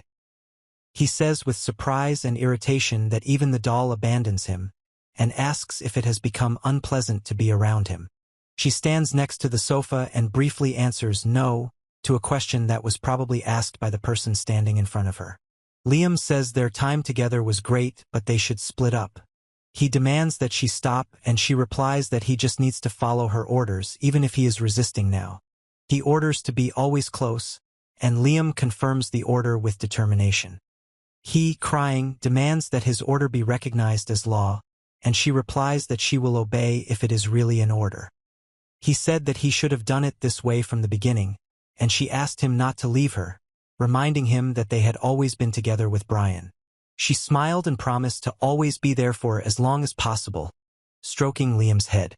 The woman with horns accuses Goes of breaking his promise, and he claims that he kept it. He vows to free the planet, and she is outraged that he did just that. He noted with irony that Christina's subordinates had given him a lot of useful information, and regretfully stated that in this world, power was in the hands of scoundrels. He muses that one day someone will come along and kill Goes, and wonders who would ever acknowledge someone like him. The image shows two faces with wounds and blood, one of them saying that something will definitely happen someday. He comes to and asks where he is, and the woman replies that it will be faster if he sees everything for himself, and he recognizes her voice. She asks in surprise if her body is the same again, and the man explains that they were put back together almost piece by piece and it took a long time. He confirmed that they used the elixir, and she was surprised that such a valuable thing was used specifically for her. The woman in the white coat says that the body has recovered and it will not be difficult to move, and the girl lying on the table notes that something unusual has happened to them. He says resolutely that he will do everything to get back on his feet, and she smiles and remarks that it is like a dream. She lies on the pillow with tears in her eyes and says that this is not a dream, but reality. A woman in bed explains that she used to be a member of the royal family but now has to pay for her own treatment, while a man next to her asks her to calm down. The woman explained that the lord of the Banfield family paid for the hospital and rescued the pirates who were captured, so they didn't have to pay anything. He asked in surprise whether it really was about everyone, and another confirmed and added that it concerned everyone without exception. He reminded her that the debt needed to be repaid, and she replied that she would now focus on recovery and mental health. He said they would be in his debt, expressing seriousness and insistence in his voice. She is surprised with tears in her eyes that it is that warrior, and he confirms that it was he who ordered the message to be conveyed. Someone happily tells Liam that a message has arrived from the hospital with news that the treatment is going well. Liam, surprised by the information on the holographic screen, asked if it was related to the hospital. The man recalled that they had saved the prisoners of Goes and built a hospital for them, and he admitted that he had long wanted a hospital on his territory and they were just lucky. He explains that those who need treatment will recover in a few years, and those who recover are helped to settle in the area, noting that there are many talented and good people among them. Liam smiled and said that if beautiful children grow up in the future, they can be added to his harem, and another character expressed immense gratitude. He remembers that he knows what this box is, and another character says that he wanted to become an adventurer and once saw an ancient alchemy box. Liam is surprised to hear about an alchemy box that, according to the interlocutor, can synthesize gold from anything, although this sounds like a fairy tale. He explains with delight that gold will be infinite, since everything around except living objects can become gold, and the other agrees that he is indeed crazy about gold. Liam said it sounds like a dream but unfortunately thinks it's fake, while the other suggested looking for the real thing. The man reminded Liam that he was the head of the Banfield family and warned him not to act like an adventurer. Liam began to speak in confusion, and his interlocutor answered him briefly, "Okay." He holds a shiny object in his hand and sighs that if it were real. Liam sits on the bed with the cards in his hands and thinks that he should have opened the lid and voiced his wish. He opened the lid of the box and asked to make a wish, then exclaimed enthusiastically that he commanded to become gold, and he agreed that it was not harmful to dream. Liam reacts with surprise to the appearance of the magic circle and muses out loud about the ancient language, remembering that he studied it and calling what is happening a change. He gripped the handle of the weapon and said, "Ha!" in surprise. Liam is surprised to hear that Goes had so much treasure and confirms that it is real. He, holding the box in his hands, apologizes to the conductor for having bad thoughts about him and says that thanks to him he is happy. The character in the hat shouts, "Thank you very much," with effort, and at the bottom you can hear words about his power being lost. He says in a hat that he will never forgive, and the interlocutor thanks him and admits that he has always easily coped with any tasks. Liam hugs his pillow, smiling, as someone calls his name in alarm. He, with sharp teeth and a hat, nervously begins to say that he will definitely find someone. Liam is surprised that Brian is crying and says that he looks older, and Liam asks him to stop. He asked Amami about her plans for today, and she answered thoughtfully while the third man hugged his pillow tightly and cried. She informs that the celebration with balls will begin in an hour, and he adds that the schedule for the following days is also ready. Liam demands to cancel everything, and the other man responds that it is impossible. She greets Liam happily and says it suits him very well, and he replies that he's already beginning to doubt it. Woman says Christina Retta Rosabrier recovered in a year and decided to become a knight. Liam asks if she's okay, and another character confirms that she's fine and everything is going well. She apologized for not being able to be there and admitted that she had a lot of work to do to obtain the title of Knight of the Empire. Liam said he took him in for show, and he responded by relaxing, while she promised to try her best for them. He noted that living a luxurious life is not bad, and another character said that being surrounded by beautiful girls raises your status in the eyes of others. For people look at a huge castle and one of them notices that the house has become too big. Liam noticed someone in the crowd at the party and watched closely what was happening around him. The man noted that the lady's hobby was rather strange, and the woman replied that he had not changed, even though he had received a lot of money. The man with the glass says that it costs a lot of money, and the woman notes the gentleman's desire for functional beauty. A group of people discuss how he has become very popular, big traders are looking at him, and people from other factories are coming to him. The man expressed concern about the small number of strong aristocrats at the event, and the woman responded that infighting among them was not uncommon and they were not pleased with the young master's success. He noted that in the future they hoped to benefit from the connection with the master, and also noted the excess of weaker aristocrats. Christina is introduced as the first knight to work with Liam, with one character believing she was accepted because of her cute face. The group discusses rumors about the Princess Knight's capture and past, noting her unusual aura and beauty that cannot be denied. The woman says that if the rumors about her age are true, then Liam is very lucky to have her, and he replies that these are just rumors. He reports that the bandits are retreating due to lack of resources, and another asks for further instructions. Liam declares with determination that he will kill everyone and backs up his words, while the others discuss their gratitude to Lorad for the opportunity and enjoy the spectacle. Eulygia asked how they liked the new equipment, and he replied that it fully met his needs, increased combat power, and selected a design to suit his taste. Liam told her about the request he had received from the Empire, offering to entrust them with this matter, and she thanked him and said that she liked it and was buying it. He thoughtfully asked what her wishes were, and she enthusiastically replied that she would be happy to take on the task. She exclaims in panic, "Mr. Liam!" and breathes heavily, clearly worried about him. She accuses Liam of betrayal and reminds him of the promise he made. But he denies that he promised anything and warns that in another place such behavior would have sent him to prison. Liam sits on a chair and she is on her knees, and he says that at her level she won't be able to handle the task, addressing her as Neos. He watches from afar as the two argue, and one of them insists that no one has seen their new developments yet. Liam asked if they got along, to which she replied that they knew each other but didn't get along, and explained that they often ran into each other at work and that she was good at technology but not sales. He confidently stated that he was currently at the peak of sales and that he was the best this year, and he asked in surprise if this was true. He explained with a grin that the Lord had invested and helped them, and she replied that she knew that no one else ordered from them. Liam asks worriedly if his avid is okay, to which the other replies that the enemy is too weak today and it is not worth using it yet. He noted that despite the numerical superiority of the enemy, the losses were minimal, but it seemed to him that they were missing something, and she praised the troops for their good results. She told Eulygia that she was going to expand her army and order new models from her, to which Eulygia thanked her. He asks Liam to buy something, promising to return with a new order and asking not to scold his boss.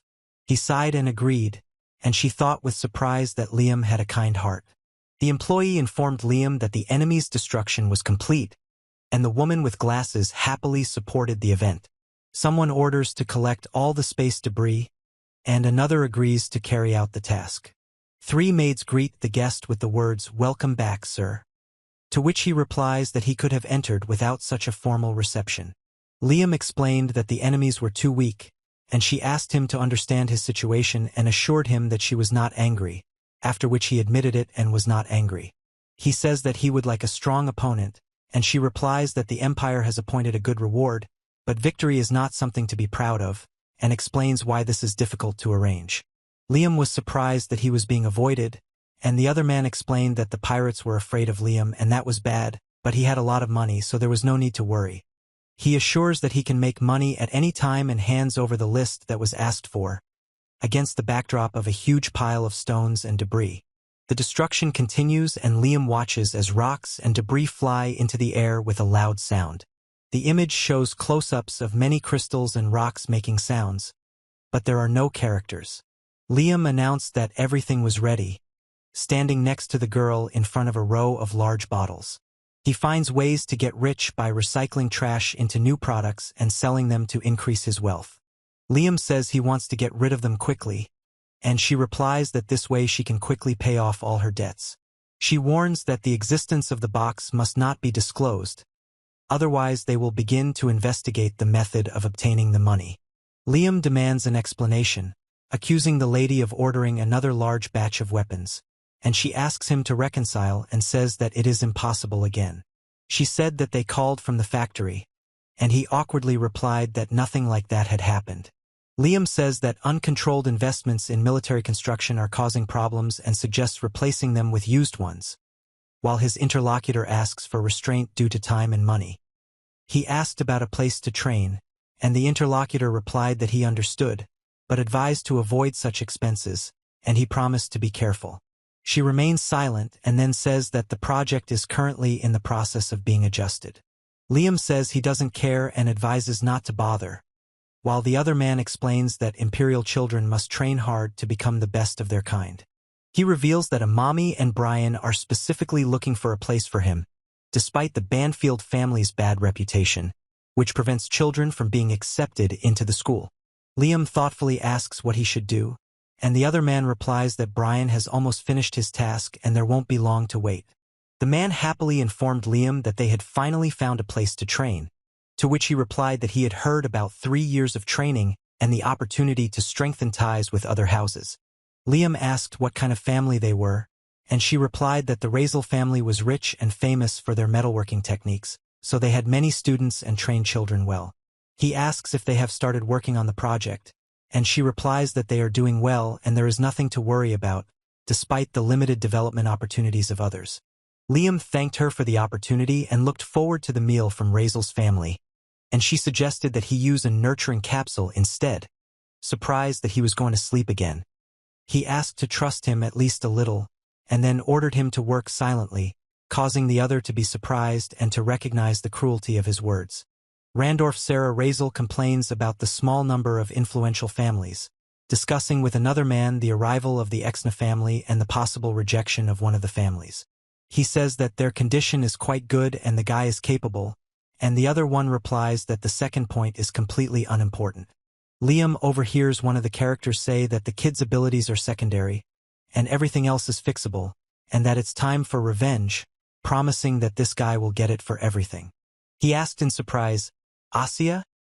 And he responded by saying that he would replace the information about him, asking if he lacked strength. Liam expressed surprise, and at the meeting they reported that the territory was in bad shape and had huge outstanding debts. He is indignant that they are taking those who do not deserve to be on the lists, and another reminds that the request has already been accepted, but the appropriate attitude must be taken into account. In an office, one man warns another about the risk of doubt from influential families, and a woman asks him to look at something important. He said with a smile and a drop of sweat on his face that it was great and repeated that it was. He said that he became the head at the age of 5, almost paid off all of the family's debts, defeated the bandits and received a large bonus from the Empire, and also purchased the most advanced technology and weapons. He said that the Pitak family was quite nice, and the other man happily replied that they were the ones who were right for them. He thinks about the need for his daughter to get married, and she happily awaits the arrival of the next year. A man with a mustache smiles as he tends to a bonsai tree in a greenhouse surrounded by plants and sunlight from a window. The image shows the Razel family home at the spaceport. The two men discuss how this is not the first family to bring so many expensive gifts. He noted that he had seen the latest luxury ships and then pointed to the Pitak family. He said he didn't like poor families and mentioned the Enfield's house with their poverty, and she added that he didn't even know manners and left the supply to the Razel family. He asked in his hat why they had accepted such a stupid family at all and ordered those there to get moving. He demanded to finish quickly, and his interlocutor agreed. Peter, with chains on his hands, introduced himself and said that he was pleased to meet them, and the other man clarified that he was Viscount Razel. A man greets Peter, offering to rest after the trip, and another character promises a party in his honor, to which he reacts with interest. He said that he was very tired and wanted to rest, so he asked to be escorted to his room, to which one of the women replied that she would do so immediately. A man tells Peter that he will introduce him to his daughter tomorrow, and Liam asks if she is beautiful. He confirmed with a smile and said that he was very proud of her. He promised to make him a source of wealth so that his daughter could easily manipulate him. The image shows a courtyard with fountains and benches outside the building, but the characters are missing. Liam stands in the doorway as another man announces that training will begin today, to which the woman responds with an indignant exclamation. He is indignant that there are two of them in one room, and the other person demands that he quickly change his clothes and go outside, explaining that they did not come here to visit, but to train. He says irritably that Brian even gives away the bonusai, and remembers that Thomas asked him to sort out the gifts, and the word training was not a simple cover. He said that this was the best he could give, and she replied that this was his favorite. He reassures his interlocutor by telling him that he has been doing bonsai for several hundred years, has even won competitions, and confirms that this is a very valuable bonsai. Liam noted that the Razel family trains well, but Brian is too big and heavy, confirming the words of the interlocutor.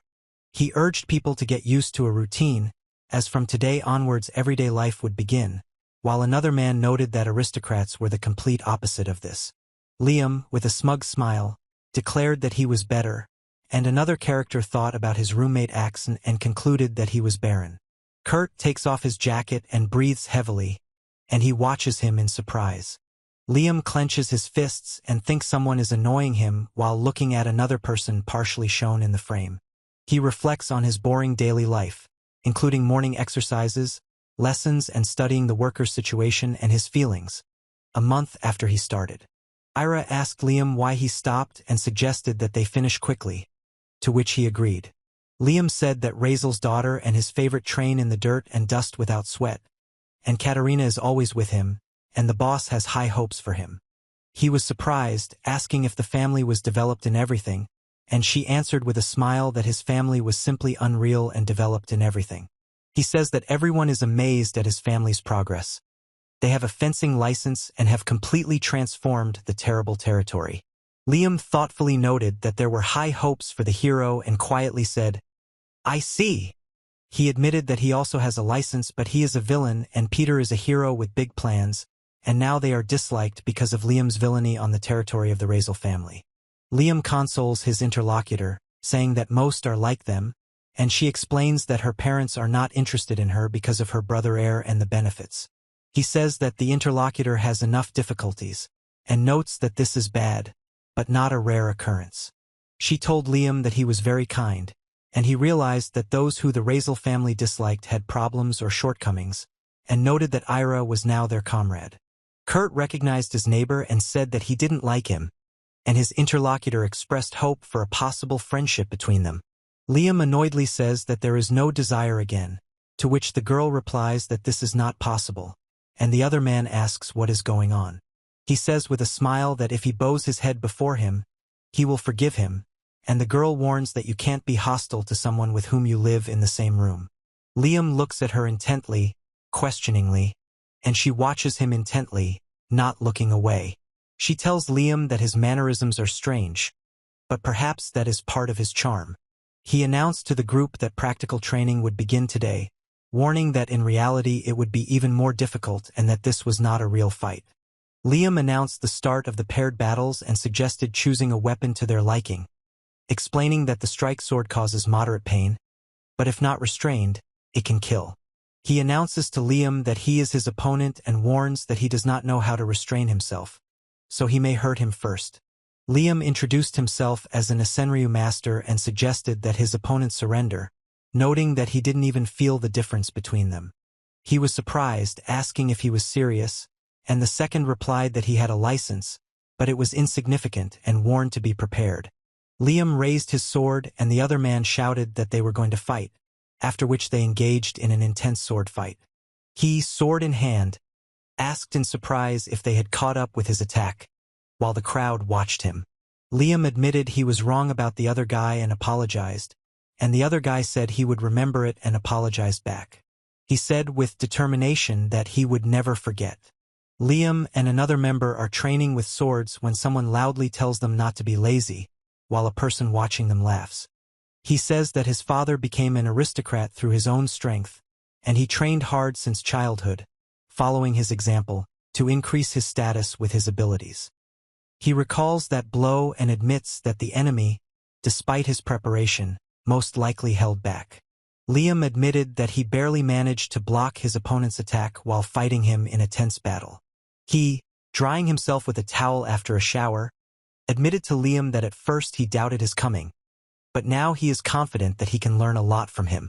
He stands with his eyes closed and a drop of sweat on his face, against the backdrop of laughter, expressing internal tension or awkwardness. Liam laughs at 60% tax, saying he doesn't do it, while another person says it's not funny. He agreed and apologized, and the other said that the action family was just getting on its feet and did not know how to properly handle the territory. He admitted that he was afraid because they were completely incapable of managing people and they didn't even have a group of vassals. Liam said that he came to study, but they can't help him here, and he plans to go to another family next year, hoping that it will be better there. He chuckled and said that the other person was definitely in the wrong place, to which the other person replied that he thought so too. Liam said he had to stay here for his parents, and the other man addressed him as Kurt. He promised with a smile to teach the other how to govern the people and taxes, to which the other asked in surprise what he meant. Liam explains that both carrot and stick are needed in this world, otherwise people will not be able to develop, and criticizes excessive taxes. He says that his father understands perfectly well, but continues to do evil, and he likes him. Liam said he needed to make connections with the bad guys, and his interlocutor said it was better to tax the rich than the poor. He explains that first it is necessary to create comfortable living conditions for citizens, but admits that this is very difficult.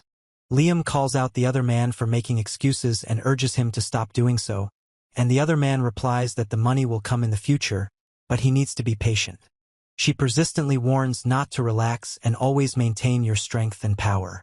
Liam says with confidence that he sounds convincing when he says it, adding that he's really good at it.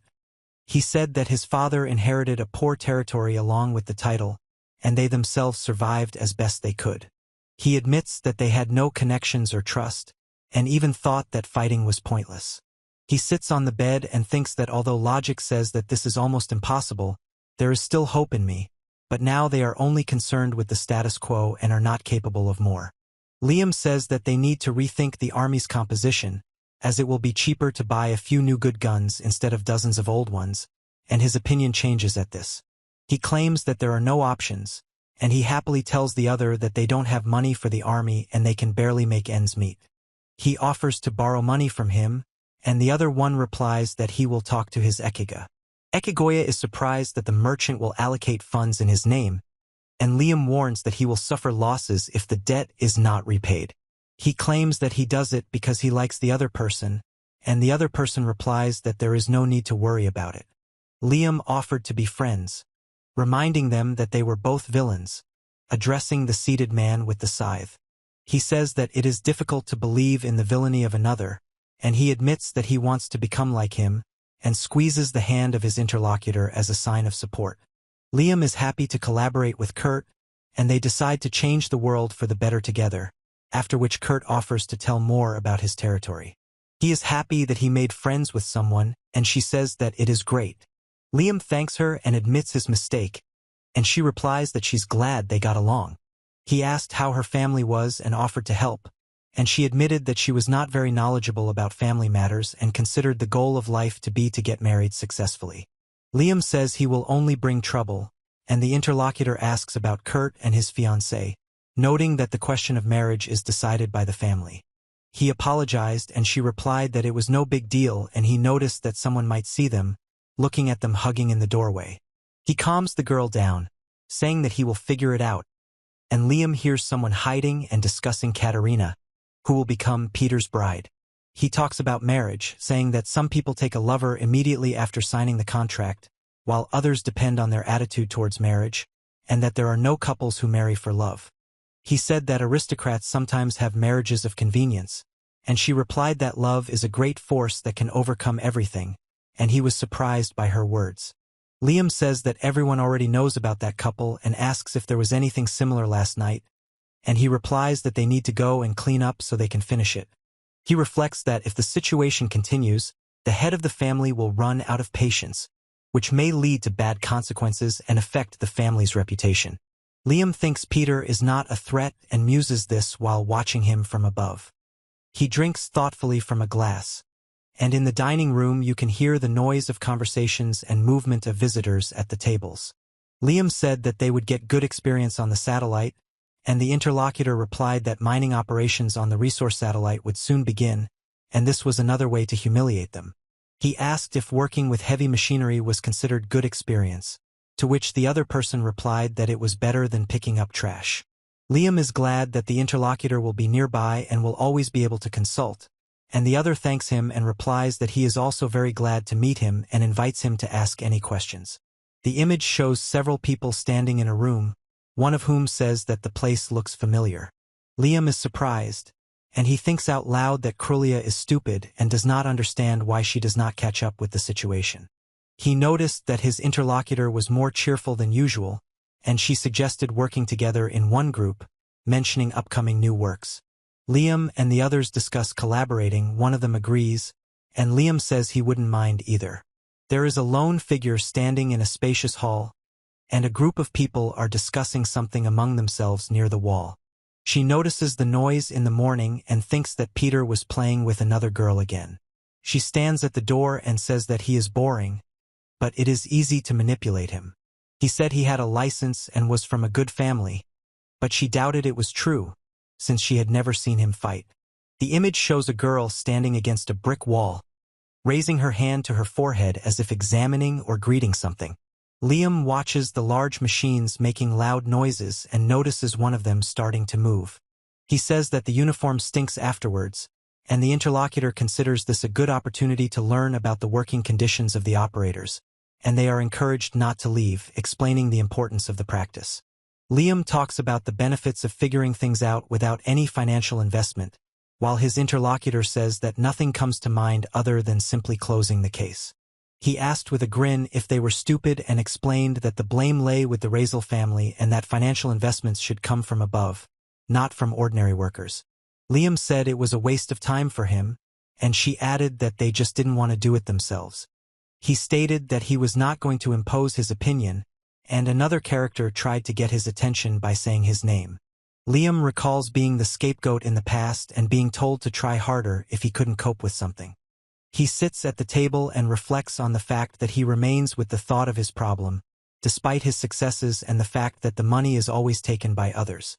He reflects on the fact that if work pays off, it is worth the effort, otherwise it is not worth the effort, referring to his past self.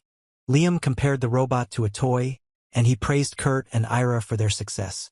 He says with a smile that it will cost a lot, and the other man warns him to keep quiet, otherwise he will be hired as a worker. Liam admitted that he had done nothing compared to his teacher, and his interlocutor was surprised that he had been doing this since childhood, and Liam expressed a desire to meet him someday. He stands next to the other two, while one of them happily greets everyone with the words, "Morning." Liam suggested taking a photo together, but was warned that they were sweaty, to which he replied that he would also go shower and everything would be fine. He calls for being more friendly, and another participant insists that it is by memory and does not require preparation. Liam agrees that Ira is always so energetic, and she thanks them in return and walks down the hallway. He said there was no point in this practice, but he was happy to spend time with them while the girl cheerfully flashed the victory sign. Liam remembered that he forgot to call, and another character was surprised, after which the third said that he would show it to Amagi. She turned to her interlocutor, reminding him that he had made her a promise. Liam says that the main thing for him is that they are alive and well, and he in turn assures that he is not angry, despite the request not to be angry. The man asked Liam how he was doing, to which he replied that he had no work at all and that he was training on his own in the morning. Liam said it was casual wear, and the man with the mustache looked surprised and asked if it was workout clothes. A woman in uniform demands a report on the plan to strengthen the workforce, and he explains that everything is going according to plan and asks why such things are considered everyday clothing. He said he was currently working in a mining colony, while another added that they would be there for a year in disgusting living conditions. One furiously demands that mining operations be stopped, while another sarcastically says that one must experience all the delights of this type of work ad nauseum. Liam announces that it's almost time for his shift, and the other replies that it's time for him to leave, saying goodbye to Amami. The man threatens to find out everything down to the last detail and wipe off the face of the earth the one who forced the gentleman to work, and the woman insists that such an attitude is unacceptable. He promised to help gather information about Rezel's family, and she expressed joy that the gentleman had friends, and others agreed that he now had comrades. He said that they would not be able to forgive Rezel's family, and she replied that they would immediately begin an investigation. Liam asked what was going on, and the other man thoughtfully replied that it was actually different. He asked about fanatics, to which she confirmed, and the other admitted that because of his father his popularity is only growing. Liam said his father's name had become very famous, while another responded that there was nothing that could be done about it. He was surprised by the significance of the event, and another said that fans began to take photos of his father en masse, and he would like to be adequate for them. He thoughtfully noted that the photos looked like an idol, and Liam reacted with surprise to his words. He tells Kurt that everyone wants a picture of his father or himself, and suggests looking at the situation from the other side, hinting at the benefit of mass selling. Liam is surprised that someone is selling their photos, while another assures that this is a proven method and they will be readily bought up. He listens to one of them say that he always helps out, and the other one dreams of doing this business with him. Liam said he was just keeping his promises, and she said she was happy, laughing over food and drinks. She asked him to eat vegetables, but he refused, and another girl asked Kurt if he would eat. Liam says he doesn't like vegetables, and another character promises to help with them, but insists he has to eat them too, despite his doubts. He listens with interest as one of those present doubts, saying that it seemed to him. She admitted that she couldn't hold back because it was dangerous. He said he had to wait a little longer, and Liam said he had to wait even longer. The image shows a cityscape with several houses and buildings in the background, with no visible characters. He says that he has already driven mechs, and someone replies that he should have said earlier that he needed a license. The man laughs and says he was just sitting in them, but still expressing confidence and joy. He said that he hadn't eaten anything all day, that he had no money at all, and that he had already sold everything he could. Liam thinks longingly about hunger as he passes a display of baked goods in a crowded room. A man with long hair screams that he has a broken bone, another threatens to kill him if he doesn't shut up, and a third demands that he sell his organs. Liam stands with a sword as the crowd wonders who will kill whom, while one of the people present asks in horror who is this brat in front of them. He joyfully exclaimed that he hadn't seen his teacher for a long time. Liam stands with his back turned, and the other characters are surprised by his appearance. One of them exclaims that he doesn't understand why he is here. He realized that his deception was exposed and thinks that he needs to run away, but does not know how to do it while he tries to think faster to avoid trouble. Liam asked if he knew the man, and the other one clarified that the sword was just a toy. Two men in glasses claim that they are underestimated, and one of them says he will play with his opponents, laughing as he does so. He asked in surprise, "What?" with the weapon in his hands, looking up to where Liam was standing on the ground, looking at what was happening around him. He is surprised by the teacher's strength and is afraid of his smile, and two women in panic ask what happened and scream. Liam is glad to see him and says it's been a while since they last saw each other, and the other man greets him and expresses his joy that he is in good health. He admitted that he works tirelessly to reach the level of his interlocutor, who praised him for his efforts and noted his recent reception. Liam happily thanked his interlocutor, expressing his sincere appreciation with the words, "Thank you very much." He asked where the interlocutors came from and why they were without a katana, and the other asked if they lived nearby. Liam explains that he is traveling, and another man suggests stocking up on weapons, expressing doubts about safety. He explains that he is currently traveling and looking for work, adding that he sold the katana due to lack of money. Liam enthusiastically says he's looking for an apprentice, and the other man replies he won't tell you no matter what reason they come up with. He offers to prepare the site and conduct training, but the other man replies that he is not just looking for a student, but someone who can conquer the flash of the flow, and refuses to get involved with him.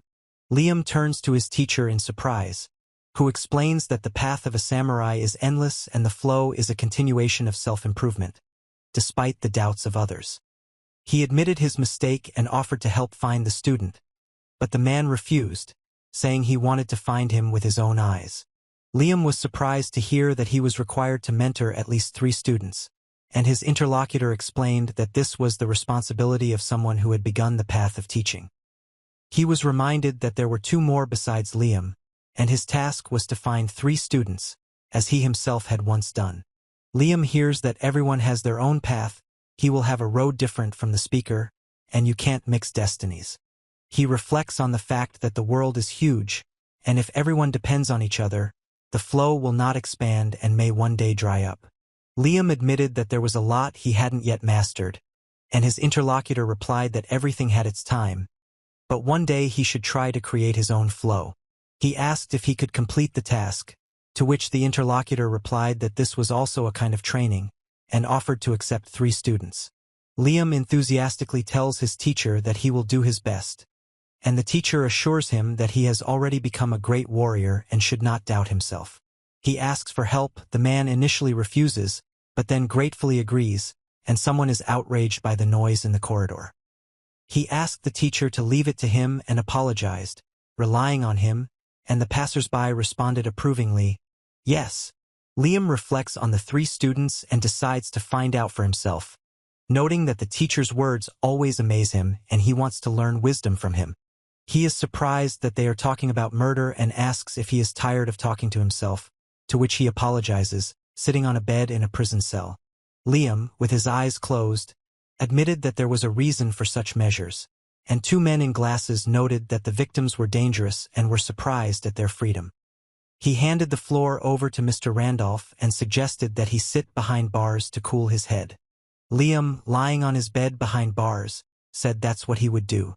He furiously demands that this not be hushed up, accusing the brat of killing their comrades, and he objects that he does not want revenge because of his aristocratic origins. He called the interlocutor an idiot and warned that their reputation would fall through the floor, offering to gather information instead of outright murder due to undesirable consequences. He explains that he knows someone who can help and says that he is from the Pitak family and owes them money, after which the other agrees to take up the matter. Liam suggests using any means necessary to squeeze all the information out of the enemy, while the other promises to definitely take revenge on the bastard. A man explains the importance of balance in territorial governance using the example of pirates from a neighboring planet, while three listeners discuss the reasons for their lives and the mistaken approach of aristocrats. She explains that the pirates are rust and that the root cause of the pirates needs to be fixed, and then asks what to do with those who control them. He noted that pawns are easy to deal with, and she replied that among the pirates there are those who have a good head. He explains that these people are key figures in underground activities, and the right answer is to make them allies. He argues that aristocrats must protect the territory and its inhabitants, but are sometimes forced to use military force, since not all issues can be resolved peacefully. Liam sits in the classroom among other students, and the atmosphere seems tense and focused. He reasons that the job of aristocrats is to prevent new pirates from appearing, but it is impossible to control them. He explains that this is how they do things in his family, and the other one says with a smile that it is better to be friends with his family than to be enemies. The man at the table explains that the losses from piracy can be reduced by turning a blind eye to some of the bad stuff but making concessions on the rest, and suggests returning to the topic. He smiles and says that we need to get along with them, explaining that this is the policy. The image shows close-ups of a casino, with a stack of chips and a spinning roulette wheel, creating an atmosphere of gambling. Liam tiredly says that he is only losing today, and the man in white asks him to pay a large sum. He, wearing glasses, suggests asking the Razzle family, but he remains silent, thinking that this will harm their reputation and family. He offers to exchange the debt for information, offering to reduce it with a small deal. Liam agreed and asked what the other person wanted to know. He replied that he did not know such a person, and the other man asked to tell him about Mr. Banfield. Liam thoughtfully answers the question about someone studying in the same mansion with them, and clarifies whether they definitely don't know him. He said he doesn't remember who studies there and doesn't pay attention to those who don't deserve it. The woman promised Mr. Peter special favors if he would tell about someone behind their interest, and he watched them with a smile. He expresses surprise and admiration with his eyes wide open and drooling on his lips. Liam smiles as he calls for them to rely on him, while another man with glasses relies on them, while Liam laughs with two girls. He and the others listen as they are told that they have been training for over 2 years and have become stronger, but that today they will spend the day on maximum rest. He said with a smile that it was time to start, and encouraged his interlocutors with the words, "Well, let's go." In a cafe, 3 people are chatting at a table, and one man is singing into a microphone, creating a relaxed atmosphere. None of them show any signs of Liam. Liam overheard one of them say he expected to see beautiful girls, and the other admit to being disappointed, after which the girl explained that Ira was to blame for their situation. He, sitting in a bar with 2 interlocutors, confirmed his confidence, answering a question from one of them. Liam raves that the food is delicious and asks for more, to which the woman replies that she's on her way. He thoughtfully replies that he needs to think about it, and the girl asks where it is best to have a bite to eat, after which the other sharply asks not to ask her about it.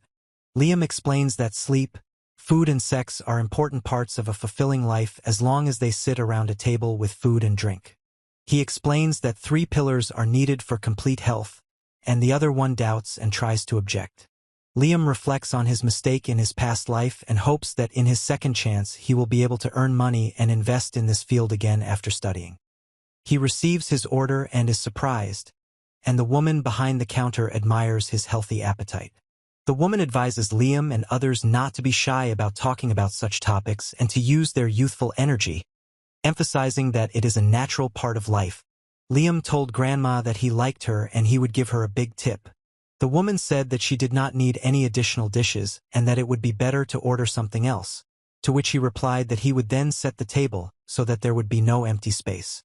Liam laughs along with the others, and the woman in the apron smiles too, creating a friendly atmosphere in the room with shelves filled with bottles. He thoughtfully admitted that he still didn't know much, and the other man asked what exactly he meant. Liam muses on the importance of a healthy sex life to running a territory, and another character asks him if he's had sex, causing him to laugh sheepishly. He said that he was an aristocrat and had no right to raise his hands, to which the other indignantly replied that he would have a bride someday and he should remain pure in this regard. Liam chuckled and said he didn't believe in the word clean, and she asked doubtfully if he believed it. He said they just had different views, and the other one said being clean is good, but he is not clean. Liam asked if the other man had any experience, and when he confirmed it, he noted that he had quite a bit of experience. She lies on the bed and says that she only had experience with Amaji, but he is not a real person. Liam thoughtfully asked if that meant he was still a virgin, to which his interlocutor replied that he was also a virgin. He indignantly declared that he was not serious at all, and the other man was surprised that such a serious person as he was doing such things. Liam said he understood and she listened carefully to his answer. He decisively offers to fix the situation right now, warning that until he admits the problem, he will remain a virgin, and the other character sheepishly tries to object. Liam asks her in surprise why she is silent, and she warns that the boys are missing something important, reminding him that she was recently in favor of their decision. He with black hair laughs and says that they are not afraid because of this, and the girl explains that she is just worried and warns about venereal disease in the area. Liam explains that the mushroom first grows in size and then explodes, showing the growth process in a diagram several months later. He reflects on the fact that there is no cure for the disease and suggests trying to use an elixir, although the result is unknown. Kurt says they're going home today, and the other one explains that only the boys are in danger and reminds them to remember to thank him. Liam and another man sit on a bench by the fountain and she watches them from the other side, creating a tense atmosphere between them. He said he wasn't against the party, and his interlocutor asked why he was having one before a fixed match. Liam explained that he was told to play the role of the loser, and another said it was like a theatrical performance, while the girl said there was nothing you could do. He explains that there is talk of Peter and Catherine getting engaged this year, and he believes that the Viscount will be pleased if his children win. He is surprised and asks if the Viscount knows, and she replies that most likely it was a vassal who was suing here, and not the Viscount himself. Liam muses out loud about the Viscount's gullibility and the possibility of his vassals playing a hidden game, believing that the fixed match should not be revealed. He said that he has a license and he would not like to lose, and another participant noted that kindness is not a very good thing. He said that it was better to be on the same side as Peter and lose to him, and also noted that he also has a license. Liam is hesitant and the other man asks if he really has something and points out that the person they are talking about is no stronger than Liam. He is surprised that this was possible, and the interlocutor advises not to spread the word and believes that someone bought it, after which the girl calls Liam naive. He explains that this is done quite often, especially by influential people, and considers it a good idea for business, but doubts the fairness towards those who get everything on their own. He explains that he and his father did not buy licenses, as his father got his easily when he became a manager. Liam finds the situation dire, while another person explains that even on their own they will have to spend money, as it cost a lot of money to participate in the exam. He reflects on how he met someone only thanks to a guide and that all this does not compare to a teacher. Liam says, "Hey, poor people." Peter promises to pray for them, and she asks why he's being so rude, after which the two men ask what they want. He said he wanted to be noble and take care of them, promising to take them to the best casino. Liam said he wasn't interested and the girl replied that she didn't have money to play, after which the other young man asked her to give up. He notices with surprise that he was refused, and the other person gets angry and clenches his teeth in irritation. He draws his sword from its sheath, preparing for battle. He holds a sword in his hands and says with a smile that he is scary when angry, and is surprised that he has a fencing license. Liam panics and demands that the sword be quickly put away, warning that it is not a training blade, but a real one. The woman warns Peter not to start a fight here, addressing him with insistence. He threatens punishment with a knife in his hand, and Liam demands that he stop. He tries to catch the sword in chains, but she asks in confusion, "What?" After which he hits his head on the wall. Liam laughs at Peter hitting his head and crying in pain, and someone promises to call a doctor and does not forgive them. He ponders why he thanks him even though he is no help and tries to harm him, while complaining about his lack of strength to move to another world. Liam and another man discuss how he won't be able to take revenge and will only watch from the sidelines, while another man in a top hat muses about how time is passing. She says that the pirates who want to harm Liam are few and far between, but that's not enough. He said that there was no need to disturb him with trifles, but he had a conversation with the Viscount, who in response addressed him by name. Against the backdrop of a starry sky, a character with long hair and a hat shows 3 figures on his fingers, creating an ominous atmosphere for the chapter titled The Lost Puppy. He asked if he wanted to harm the boy who was undergoing training and replied that, of course, he couldn't. He listens with a serious expression as the man in glasses says that they have a reputation. Liam says that if nothing is done after their subordinate is killed, they will be underestimated, and asks if the other person values his reputation above his. He, sitting in a chair with a laptop on his lap, declared that they had no right to do this and would not harm them under any circumstances. In a spacious room with large windows, someone asked what would happen next. He listens silently as they discuss a plan to attack the Banfield family, who are living a low-class lifestyle and will leave the Razel family's territory. He refused to help, warning that it might be too late to catch up, and the other replied that he had an assistant in the person of young Peter. Peter asked if he had a personal score to settle with this guy and received confirmation that he would lend him a battleship. She tells him that she heard about the fight between them and wonders if he really hates him that much. The man in the office explains that he is acting alone and without help, warning that resisting his desire for revenge could only make the situation worse. Liam explained that the Banfield family had nothing but debt and the entire area was in disrepair, to which the other man responded with a smile that this was understandable and pleasant. He said that it was a pleasure to work with them and said goodbye, adding that it was necessary to work cleanly so as not to leave traces. He said that now the list needed to be checked. Then he studied the documents with concentration and sat down with his weapon by the window. He noted with a smile that thanks to the Pitak family the scale was completely different, and another character was surprised by the large number of participants. He stretched in front of the mirror and said that if the alliance with other powerful families takes place, the Razel family will gain more influence. He noticed something interesting and said something about it while the other man was hanging upside down outside the window. The man with long blonde hair laughs and says that everything is going wonderfully, and 3 others, Pitak, Razel and another woman, react to his words.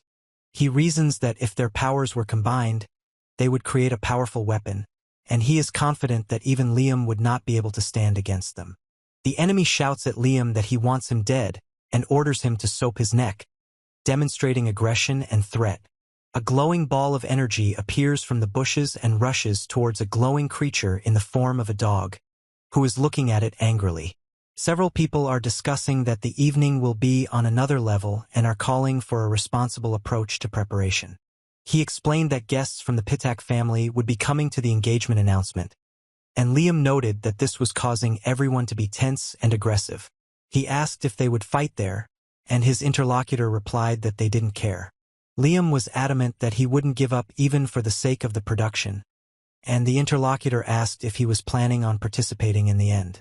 He consoles his interlocutor, saying that this is only the beginning, and the other responds that it will all be over soon. The man in the helmet urgently calls Kurt, saying that the most interesting things are yet to come, and he agrees with him. Liam spotted a dog among the rocks and exclaimed, "Doggy!"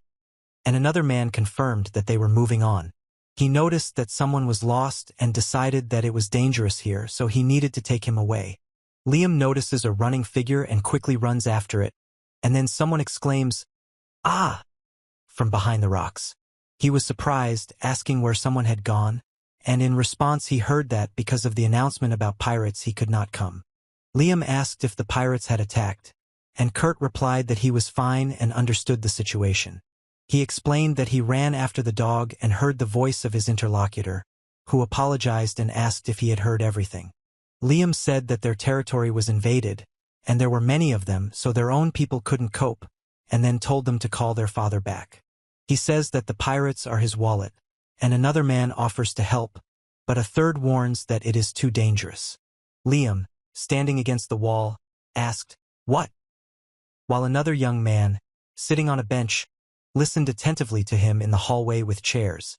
He suggests dividing the spoils in a ratio of 7-3, to which the other indignantly replies that that is not the point. They decided to go to Exon's house and deal with the pirates later, thus confirming the plan of action. Liam is surprised that such important decisions are made so easily, and another person reminds him that such matters are discussed as a family.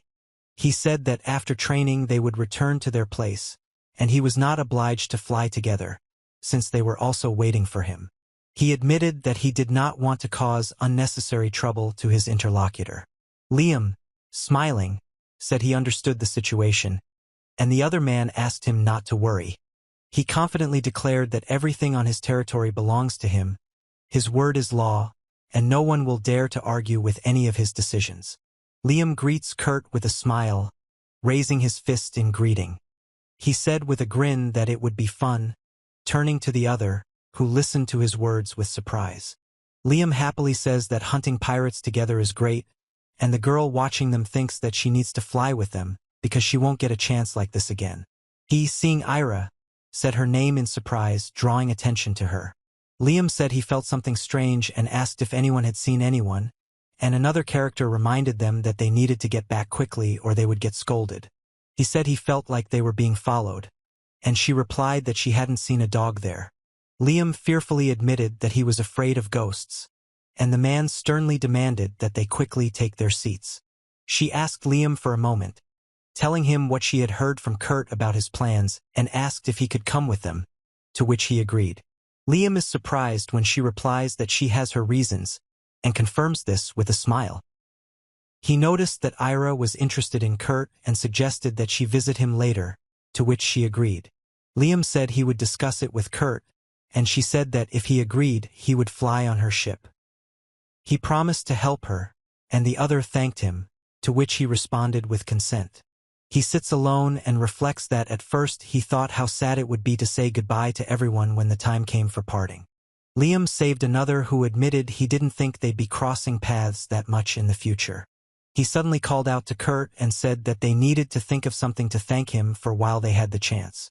Liam was found and he asked if they would fly to him, and the other offered to take Ira with them, to which he was surprised. He said that he would take her to his place if anything happened and asked her not to worry, to which the interlocutor replied that he was not against it, but doubted that the living conditions would be suitable. Liam said they had a deal and the other one said it would be better this way. The image shows a large castle building with many towers and windows against a sky with cloud patterns. The man in the suit told Selena that they hadn't seen each other for a long time and sat down on the sofa with his back turned. The woman noticed that Brian had aged and had not changed, and he replied that he did not understand what status she was talking about. He said that he had retired from business a long time ago and had passed everything on to his grandchildren, and his interlocutor admitted that he envied his calm and measured life. Brian said he was ready to serve the Banfield household forever, and the other man advised him to settle down, to which the woman responded with a smile. He asks how she is doing and whether it is true that there is a child at the head of her family now. He said he wanted to talk about Liam, and she said Liam was in a different house and she had a bad feeling about him. Asking whose house it was, he named Razel and noted that, as far as he knew, they had a good reputation. He called out to Selena quietly, expressing concern and hope for her response. He said Liam should have called earlier and advised him to choose a house without skeletons in the closet. The night before the party, a martial arts tournament is held where two opponents prepare to fight in the ring. Liam announces that Viscount Razel's guests must win, addressing the audience with a serious expression. He smiled and suggested that his interlocutor was bored of being on the defensive and asked if he really knew the arena sword technique. Liam with the sword notes that he doesn't like an easy victory because of the big difference in strength, and those watching the fight think that it is difficult to lose to such an opponent.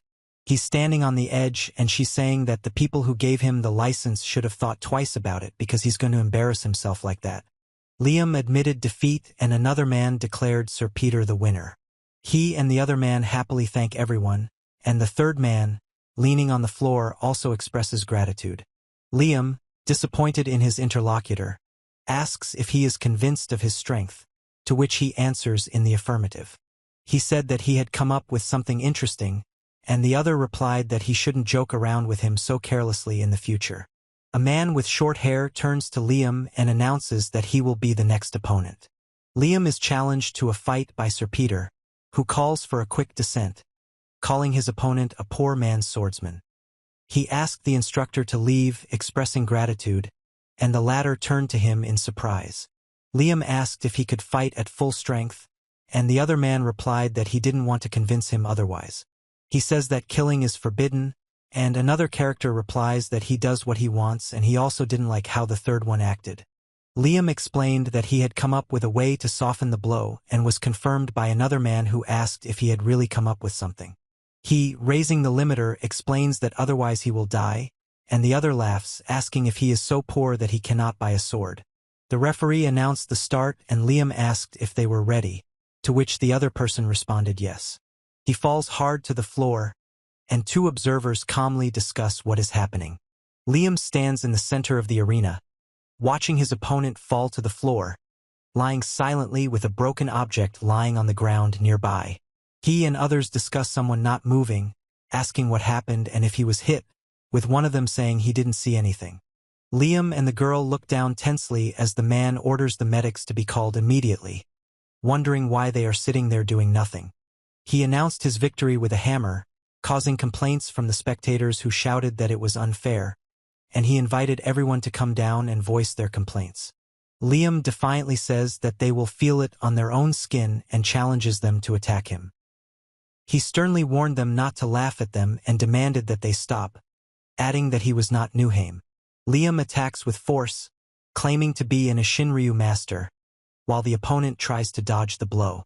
Viscount Razel is concerned and asks what is going on, and another man asks if their children are okay, while people in the stands watch the proceedings. He said with a serious expression that it wouldn't work, and the other man thoughtfully replied, yes. Liam defiantly tells them not to show off because they won the play and calls the other guy a fucking piece of trash. One man reproaches Randorf for expelling the student he himself took on, warning him of harm to the family's reputation. They are discussing a student who has been causing them a lot of trouble, and one of them thinks it would be easier to just kick him out, while the other argues that he is not worthy of being with them. He said he didn't want anyone to ruin his daughter's party, while she listened to him with her eyes closed. He said that this poor man had no right to be with them on an important day, and she replied that she did not want to see him anymore and ordered him to be taken out immediately after the reception. Liam asked what the dark plant was, turning to two men, one of whom he called the Viscount. He explains that it was a gift from their family, and that's why they decided to put it here. Liam smiled and said that there was no way they would send such bad taste, and the other man replied that it looked like they had made a mistake and that it wasn't their place. He, standing near the building, heard someone from the bushes demand that he throw out what he was holding. He apologized to Liam and admitted that he had tried to persuade others but had failed. Liam says Viscount Razel is a petty man, while another asks if he really works for that family. He noted with irony the sadness of the serving knight and added that he would be glad to see him, while the other man listened to him with surprise. He laughs at the joke and says he will stay here, explaining that he has a debt to Mr. Randorf. Liam says with a smile that he is a man of honor, true to his principles, and regrets that he would refuse even if he had a serious offer. He is happy that they made him a bento and a drink, and the other man asks him to put on a simple face and not be shy about eating. Liam said they would have to say goodbye once he got there and apologized, adding that someone had already come to pick him up. He, holding the food, asked what the interlocutor was going to do with it, expressing curiosity. He holds the plant and says it is expensive but doesn't know what to do with it, and the other says Mr. Randorf told him to throw it away. Liam thanked him for the tree and that was it, and the other man replied that he didn't mind, after which he said goodbye to him. He eats and another man smiles with his eyes closed, enjoying the smell of food. Liam clenched his fist and the other man said that M wouldn't understand his value, to which Liam replied, "Definitely." He sits on a bench and the other two say that they have already searched and are asking where he has been. Liam notices that the evening is not over yet and asks where they are going. He said that he heard about his expulsion and decided not to participate, and she agreed and expressed a desire to leave this place as soon as possible. Liam said that everything should be ready and suggested that they go, after which they went outside where two more were waiting for them. At the Rezel family's port, he thoughtfully said HM, looking at the coats of arms on the wall. She demands more decorations and says the 3D image isn't enough, and he objects that the interior can't be changed when she orders the wall to be painted gold. She says she hasn't seen Liam in a while, and he says he wants the evening to be perfect and offers to cover the expenses. He suggested that they do this after arriving, and she admired the magnificence of the warship and admitted that she had never seen one like it before. They discussed the ownership of the ship, confirming that it belongs to the Pitak family. He noted the big difference between their family and the small Banfil family as he stood opposite the girl with long hair. She sharply pushes the man in the chest and asks if he got something mixed up in trying to insult them. He lies on the floor and screams that he will not give up under any circumstances, despite the threat of a knife at his mouth. He makes sounds of effort as he grips the hilt of his sword with a protective ring. He leaps forward. She prepares to attack with concentration, and Liam watches in amazement. He exclaimed irritably, and she asked what all this meant and why he didn't meet her. Liam stands in front of the screen with his arms crossed and angrily speaking while the other two listen intently from afar on the couch. He sighs heavily, and the two sitting on the sofa watch him in silence. Liam asked what happened and the other man explained that they had mistakenly arrived at the wrong port and would have to wait for the others to get here. He told Thomas that they hadn't seen each other for a long time, and he replied that he had been looking for him at the reception and was surprised to hear that he had been kicked out. Liam said he didn't like the spoiled son and added that he didn't like him either. Someone turns to Liam and he smiles and says he understands. A woman greets Liam and asks if he'll be flying on the Hyper Dreadnought, and he's happy to see her and asks to buy some merchandise from him. He offers to take himself with him and promises to explain everything in detail. Liam told her she could do whatever she wanted, and she asked in surprise what he meant, covering her mouth with her hand. The woman with glasses said that the tricks did not work, and he and the others watched her closely in response to her words. Liam explains that it's not because of low pay or a hard life, but because he's just more comfortable, and another woman is surprised to hear that it's underwear. He silently listens as she complains about her many problems and falling salary, while falling to her knees in despair. Liam asks how much the item the other guy wants to sell costs, and she happily expresses surprise that he'll actually buy it. He happily reported that there were no more than 300 ships left and suggested taking more destroyers and cruisers, and she thanked him. Liam offers to discuss the preparation of the ships, but the interlocutor refuses, and the woman wonders whether such decisions can be made so quickly. The woman claims that the relationship with Liam is theirs and says that the other has no place in it, and the other reacts with fear to this. Liam appears and says, "Oh, finally," while the two onlookers look surprised and one of them clutches her head in pain and says, "Tch." The two watch as someone abruptly apologizes to Mr. Liam, expressing deep regret. She got scared and shouted that those people were from the port, and the other screamed from the unexpected touch. Liam angrily said they had been kept waiting and warned them not to make excuses. He looks at her doubtfully, and she, embarrassed, says that she can't give up so easily. Liam is surprised when she threatens punishment and then advises him to quickly pack his things and leave. She anxiously asks if she will really be forgiven, and another voice warns her not to drop the bonsai. Liam asked, "Huh?" And she replied that it wasn't something that could be forgiven that quickly. He warns the girl that she will have a lot of work on the way, and she listens to him with a surprised expression on her face. Liam asked where their ship was, and she happily replied, yes. He pointed out the place and said that it was right here. He and she look at the Banfield family flagship, and she calls it Val. Liam asked Kurt what was wrong with him, and he thanked him for the tea the maid had served him. He is surprised that he cannot imagine the situation, and the other says that hyperaeronuit causes envy, and they discuss that they do not feel on the ship. Liam said thoughtfully, and the other man replied that he wouldn't get permission and a destroyer or cruiser was too expensive to calculate. He offers Kurt his extra models despite the fact that he just bought the newest ones, and notes that Amadi will grumble about it. Liam asks for help, saying he was going to get rid of them, and the other man replies that he can't accept such an offer. He agreed to accept the offer, thanking his interlocutor, who replied that he could prepare more than enough. Liam asked to rely on him and promised to give the newly bought bandits, and she asked what was up with the bandits of the Axna family. He noted that the situation looked problematic due to the number of ships, and another character responded that it was very interesting. Liam reassures his interlocutor by saying that the Axne family will receive their 30% as agreed. He said with confidence that the robbers were his wallet, and the other man replied that that was not the case and asked if he was nervous at all. Liam assures that he can handle all enemies and says that he likes dealing with useful creatures. She exclaims to Liam and asks him to trust her. Liam turns to Tina and tells her that he will decide when she will leave, and she apologizes and hurries away.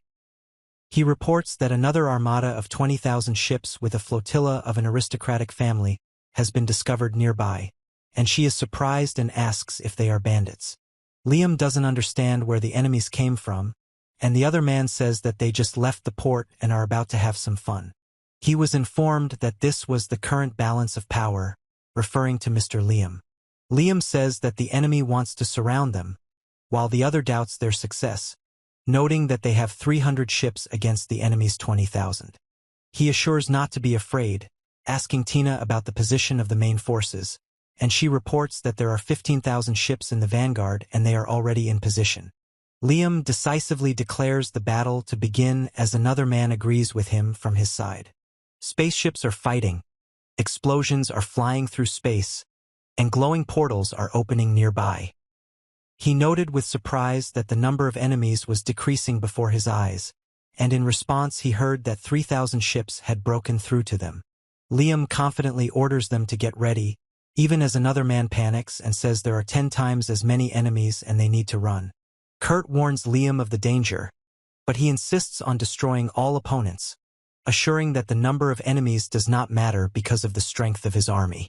Liam says with confidence that it is impossible to lose, recalling that he has never seen an army that would lose such a battle, and the screen shows the latest technology and specially trained people.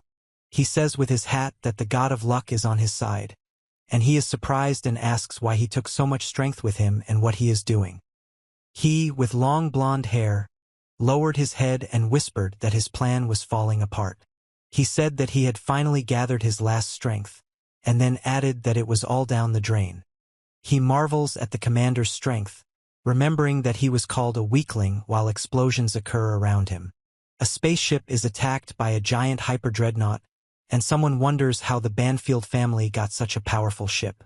The captain receives a report that the defense is too dense, preventing them from breaking through, and expresses irritation, demanding further action. He noticed that the Pitak family's men were running away and suggested that they were about to surrender, to which his interlocutor exclaimed in surprise. He reasons that the Pitak family has the newest ships and wonders why they are so easily defeated, adding that this is why he dislikes aristocrats. Liam heard someone turn to the captain, who assured them that they would somehow get by and deal with the situation. He declared with determination that they would survive even without allies, and confirmed this with a short, confident, yes. Liam asked Kurt, who replied that the enemy was running and the rest were slowly retreating after the main forces were suppressed. He assures that everything is fine, and the other is surprised that his fleet is not weaker than the Imperial Army and says that the pirates are not fit to hold a candle to him. The woman tells Liam that the fleet belongs to the aristocratic Pitak family, to which he exclaims that it is Peter's family. Liam asked if they would notice the call and agreed to the offer. He stated on behalf of the Pitak family that they were surrendering. He muses that the battle will end if Liam continues and that he will have to agree, and another man mentions the Pitak family. He asked if they looked like the Pitak family and added that he didn't see any similarities. Liam asked with a grin if there was any reason to forgive, while the others discussed the nobility of the Pitak family and their unwillingness to get involved in games when they saw only a crowd of bandits. He, out of breath, looks at her in surprise, and she apologizes with an awkward smile and tears in her eyes. The space fleet is preparing for battle, and someone is firmly declaring that they will continue to attack. Liam confirmed that their opponents were aristocrats, said that they would soon finish and fly home, and then said that he was going to go rest, to which the interlocutor asked what he would do. He said he would stay here to watch, and another character noted that this was all Mr. He was, after which he replied okay and left. He stated that any decision he made would be accepted on his territory and no one would dare to argue.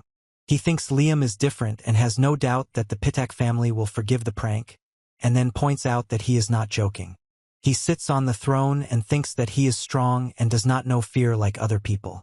He asked doubtfully if the shelter was really strong, and she replied that the material didn't seem very reliable. She confidently stated that the walls had been tested many times and could be trusted, while he listened with concern.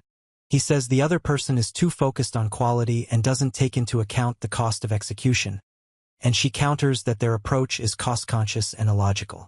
She is surprised to hear that Liam doesn't like someone because of a dress, and he explains that he just didn't like the dress. They discuss what kind of girls Liam likes, and she enthusiastically asks about it. 3 women discuss the difficulties of dating someone who is not their match, and one admits she understands but doubts the ease of such a relationship. She offered to become his concubine, but she quickly refused. Liam asked who she should talk to, him or Kurt, and she admitted that she was wondering who was cuter. She said with a smile that she wasn't thinking about marrying them at all and didn't deserve it. The two look at each other closely and she says she can't understand why the situation turned out this way. He asked if this was true and was told it was, with a spaceship in the background. Against the background of the building, an indignant question about what was happening was heard, expressing bewilderment and demanding an explanation. Liam slammed the table hard and was outraged that the Pitak family was confused with the Banfield family. The man at the table urgently demands that someone be stopped or the Razel family will be destroyed, and the man who enters the room addresses him as Mr. Randolph. Liam reports that a message has come in from the pirates and explains that the Pitak family is requesting more ships but is having trouble getting enough reinforcements. He explains that their family is engaged and cannot refuse, while the other man demands something back quickly and refuses to help. He forcefully said, "GGH," and then exclaimed, "Father," expressing the strong emotion and tension of the moment. She said that she arrived in the Pitak territory, but everything was different from what she was told, and that a person from their family asked to pay for a debt, and Peter's parents refused to help. She explains that he contracted a disease that caused something inside him to explode as the man lies on the ground surrounded by shrapnel. He looks forward with a serious expression, without saying a word. Liam is surprised when the man suddenly stops and falls, and he exclaims, addressing him as Mr. Randolph. With the castle in the background, he thought that this was the end of his family.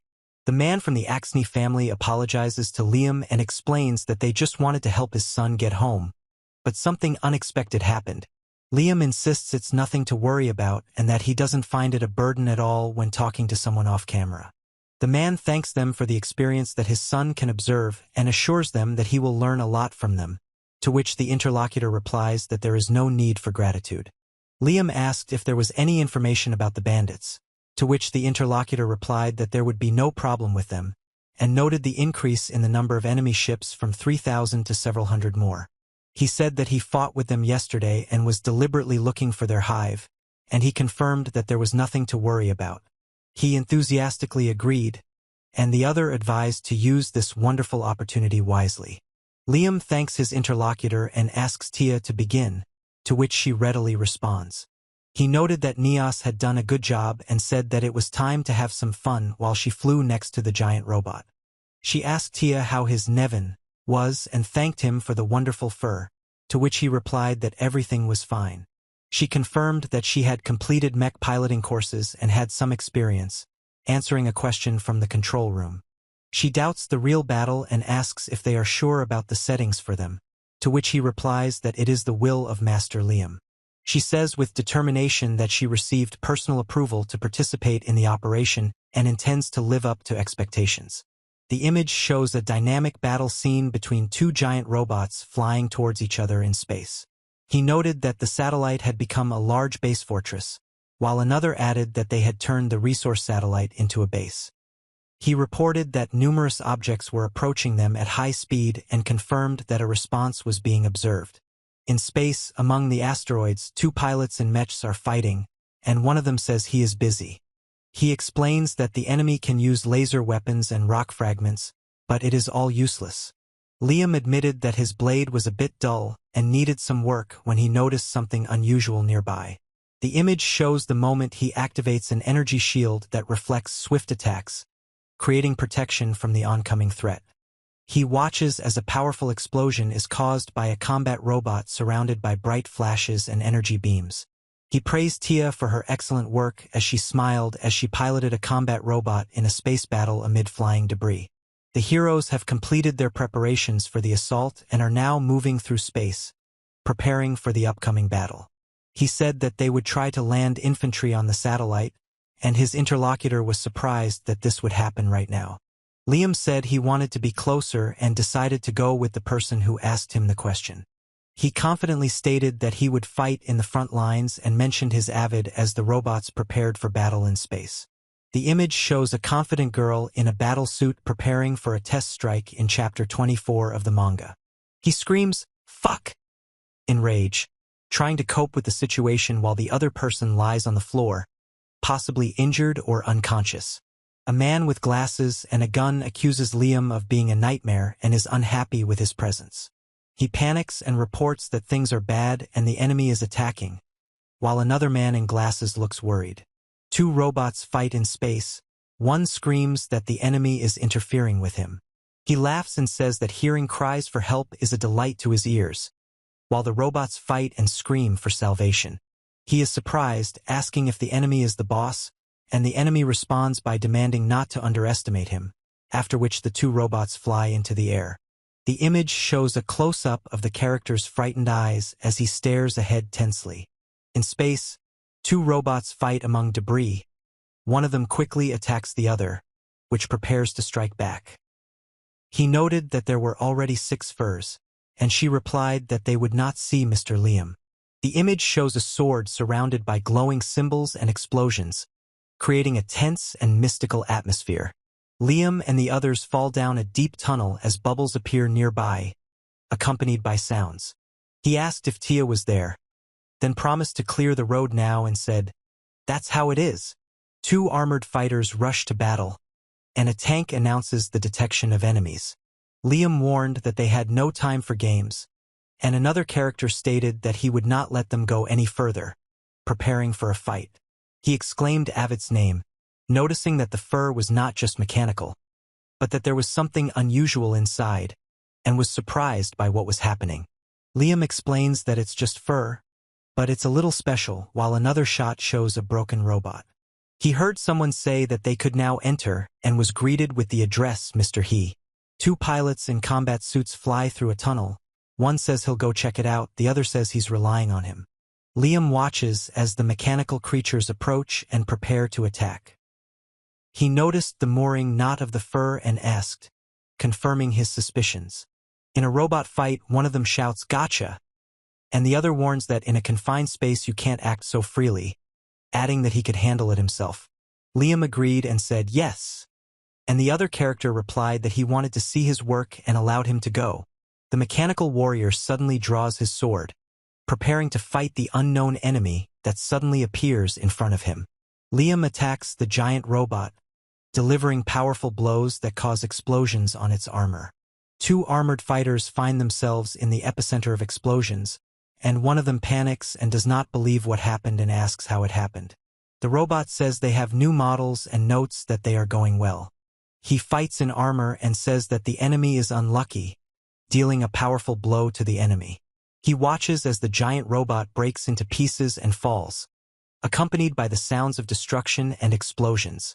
A massive battle robot stands amidst the destruction caused by its appearance, kicking up rocks and dust around itself.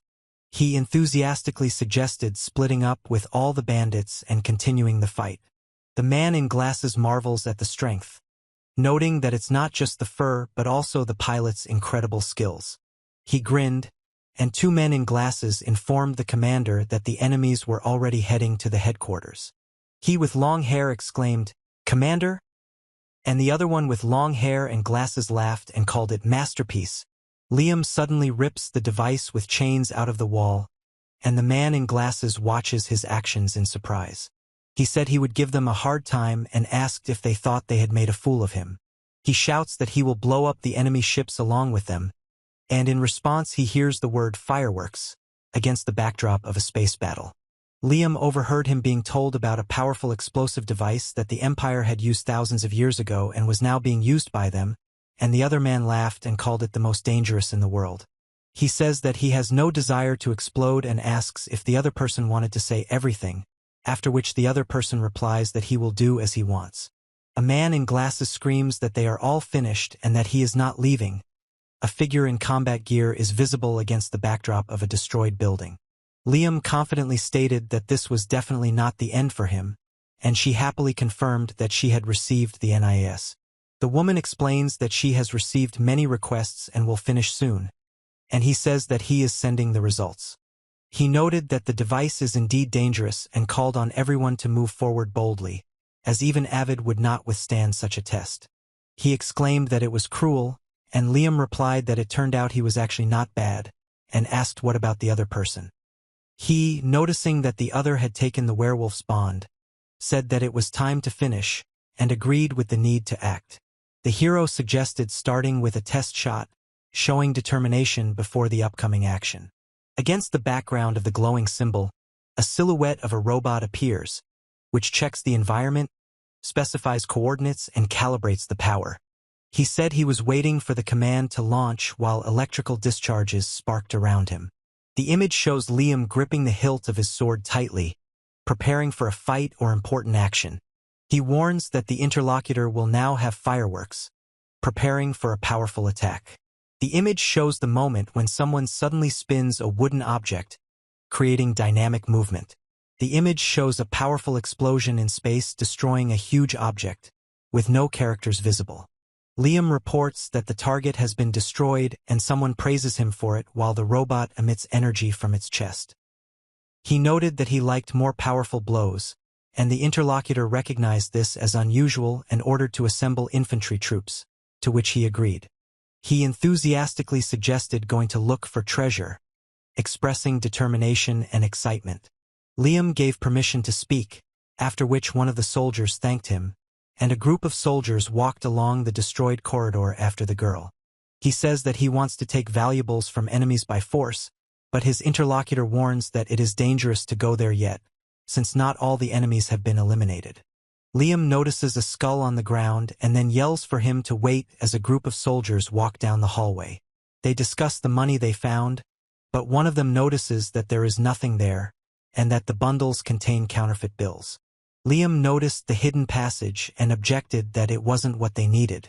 He noticed a strange glowing object in the dark room and said, in surprise as a group of people watched him from the doorway. He asked in surprise what it was, as they found themselves surrounded by many strange objects and plants. Liam, despite warnings, studies the living mass of people and orders it to be transferred to the ship, while the soldiers comment on the strangeness and poor taste of the object. She looks at the memories with a smile and a blissful expression on her face, where moments with Liam and other characters are captured. The image shows a large mansion with the inscription House of the Exna family, against a starry sky. The one on the right praised Liam for his excellent work, and she added that he would be able to relax and unwind here. He opened the door and explained that the mansion was small and not very comfortable, so he would have to be patient. Liam is surprised, and she reassures him, saying that everything is fine with them and there is no need to worry, after which he thanks her. He understood what was said with surprise and expressed it in one word: "I understand." Liam noted that although he is not particularly rich, he does not skimp on luxury, and his interlocutor was surprised and called him a villainous manager. The two servants reported that the water was ready for Mr. Kurt, and the man ordered Liam to be taken first. Liam wonders incredulously if he is going to be washed, and a woman in a maid's uniform asks him and promises to help. He ordered Kurt to go with him, and another character suggested testing male friendship, to which she asked if she could go too, and promised to show that she was not a femme. He noted with a smile that they had nevertheless gone together, while the girl happily typed something on the device. Liam relaxedly hugs the other one, who looks ahead in surprise, and he says that this place is very nice. She admires Liakour, saying that he is simply amazing, and admits that she was not mistaken in choosing this particular pairing. Liam is lying in bed next to another person, and the girl behind the door exclaims that it's cute. He refused the piece, and another character offered it, while the third character thought everything was fine. Liam said he had a good time and it was time to go home, to which the other man replied, "Well." She cries and says that she will miss Liam, who in return agrees and says goodbye to him. Liam reproached Brian for the delay and refusal to celebrate, and he, crying, admitted that he was sad, to which Liam replied that it was stupid to organize a holiday for a month. He noted that they simply had no taste, and another interlocutor was surprised that Bonsai would also return and was noted at the competition. In response, he listened silently. Liam said there was nothing that particularly attracted him when asked what he learned there. He noted that the level of training had set a bad example for him, and she added that without Kurt and Ira, 3 years would have been wasted. Liam thinks about the Razzle family's bad reputation, and the man with the mustache is glad that they don't regret the time they spent together. He sits at his desk writing and then notices papers starting to fly around him. She addressed Liam in a formal manner, informing him that everything was finished for today. Liam sighs and admits that he was 6 minutes late due to a habit he had with his other job, and that he needs to fix that. He said that he had about a year to do everything, and his interlocutor reminded him that he needed to take the educational capsule again before enrolling. Liam was surprised to confirm that the Razzle family's training was terrible, and she wondered why there was such a demand for it. He stated that they also needed to start training, and then noted that they did not have enough trust from the aristocrats and would not be able to gather students above the level of barons. Liam suggests they gather the neighbors, and she remarks that he has made another unauthorized purchase, to which he sighs in response. She asked if the ships had been purchased from the 7th plant and noted that this was interfering with their plans. Liam suggested giving something to another family, but she said she was against it and it would be disadvantageous for them. He offers to lease old ships, explaining the subscription scheme, and agrees to the terms of the lease. Liam asked what was going on, and the other man promised to set up a service and asked for advance notice. He said that the statue is real, people receive blessings, but it is unknown who did it and how. Liam asks in disbelief if this could be a blessing with such a desperate look on their faces. He said they were blessed not to go mad as they lay next to each other in a wounded state.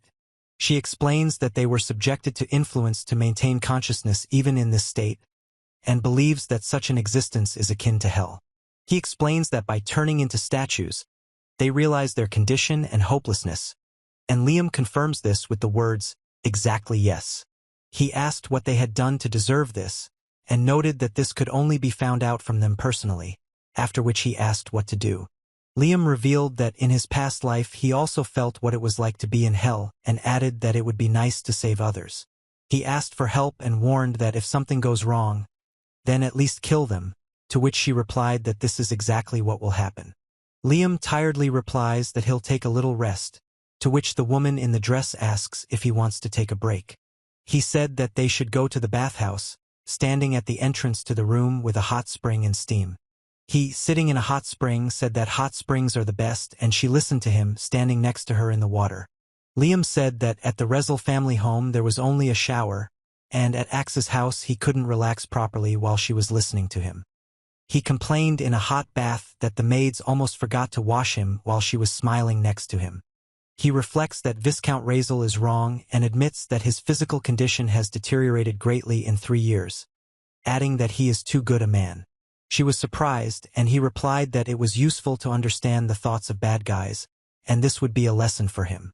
Liam explained that the tax was 60% and noted Kurt's talent, to which she responded that they had made some good friends. He stands in the water with his eyes closed, and she, noticing him, turns to him in surprise, saying, "Sir." At the meeting, one of the participants explained that the tax increase was related to the project of investing in the development of planets, while another expressed doubt about the meaning of buying ships for rent. Liam asks with a grin what they think about taxes anyway, and notes that they will still suffer from the bandits. He agrees with a smile, and she notices that he is having fun, after which he says that it would be better to provide warships rather than an army. Liam sits on the couch and says it's funny to watch people suffer and listen to their reasoning while she stands next to him and listens to him. He was surprised at how quickly 2 people agreed with him, and he noted that he was 1 step closer to being a villain, while the 3rd man praised the huge taxes. Liam smiles and says that the most important thing for him is to see his people suffer, and another character explains that Brian is in charge of the details of investments in other planets. A woman talks about a popular hairstyle, and he notes with interest that this is what today's youth loves. Liam screams in panic as the girl next to him asks what happened, while another voice marvels at the fashion and amount of things like this. He pointed with his hand and said that everyone walked like that outside the mansion, and she replied that such things were not allowed inside the mansion. Liam demands strict measures be taken, and she expresses shame and says that she understands him. She told Liam that if she stopped them from doing it, they would want it even more, but she promised to do her best. Liam invited them in. The man introduced Selena as an old friend of his who wanted to work here in the field of education, and she greeted everyone. He agreed with her and promised to help, and she said that she would be useful in gathering students. Liam sits on the couch as one of the people standing thanks him for his trust, and the rest watch the proceedings in the room. He thanked Brian and noted that she was not bad. The woman announced that from today on new students would live and study here, and a year later Liam and the girl watched what was happening. He agrees with the answer, while the other person thanks them by saying, "Hello. Thank you very much." He said in surprise that it looked like dolls, while the other one, with his arms crossed, blew a bubble of gum, watching what was happening. She abruptly orders him to be quiet, slapping Liam on the head as he stands in front of her. Liam walks ahead and the man behind him turns to him indignantly, saying that he dared to do such a thing. He hit the man, then ordered those who were going to contradict him to be thrown out, and demanded that he be thrown out, causing fear in those around him. Liam said that he had hit him weakly enough, and the other man asked him to be kinder to him, noting that thanks to this, the rest of the students behaved calmly and Selena admired them. He thoughtfully replied that he didn't remember the girls, to which the man asked if he liked any of them. Liam explains that the children are the result of a forbidden relationship between masters and servants, and says that in any situation they will easily gain the upper hand. He angrily declared that a worthy beauty had not yet been born, and the other admitted this, adding that he understood, but no one had caught his eye. He lists the reasons for the decline in status, noting the breakdown in connections and the departure of good subordinates. He, covered in sweat, asks in surprise how this happened and where he went wrong, looking at his wounded hand with blood. He says with a grin that he is disappointed, but the other character's despair will benefit him while he lies in bed with the girl standing next to him. He admitted that it was against the rules to deal with everything personally, but there was no other way out now. Liam, cup in hand, watches the man in the hat, who confidently declares that he will now definitely send someone to hell. He lies in bed with his eyes closed, and she sits next to him with her head down, creating an atmosphere of sadness and tension. She lowered her head and smiled, as if hiding her thoughts, and then remained silent, creating a tense atmosphere. He thoughtfully admitted that he had been a fool. Liam said he wouldn't be a problem anymore and advised her to return to her family, to which she asked in surprise why all of a sudden. He, crying in bed, asks for forgiveness from Katerina, who says that even if he returns, nothing can be done with the Rezel family, and offers to sort things out with his side. He cries and she calms him down, saying that everything will soon calm down. Other candidates for the position of head of the family will appear, and then they will give in and hide. Liam, hiding under the blanket, listens in fear as she says that she will buy more elixirs and he should be cured. He squeezes the other man's gloved hand, and the man thanks him, quietly repeating yes. She asks how things are going with the new ships, and the interlocutor replies that he is relying on her and that this is how she will help the empire. The two discuss the well-being of the Banfield family and the use of something to connect to the new territory, noting the scale of what is happening. He discusses how great wealth brings temptations and problems, and warns that this could become a serious problem someday.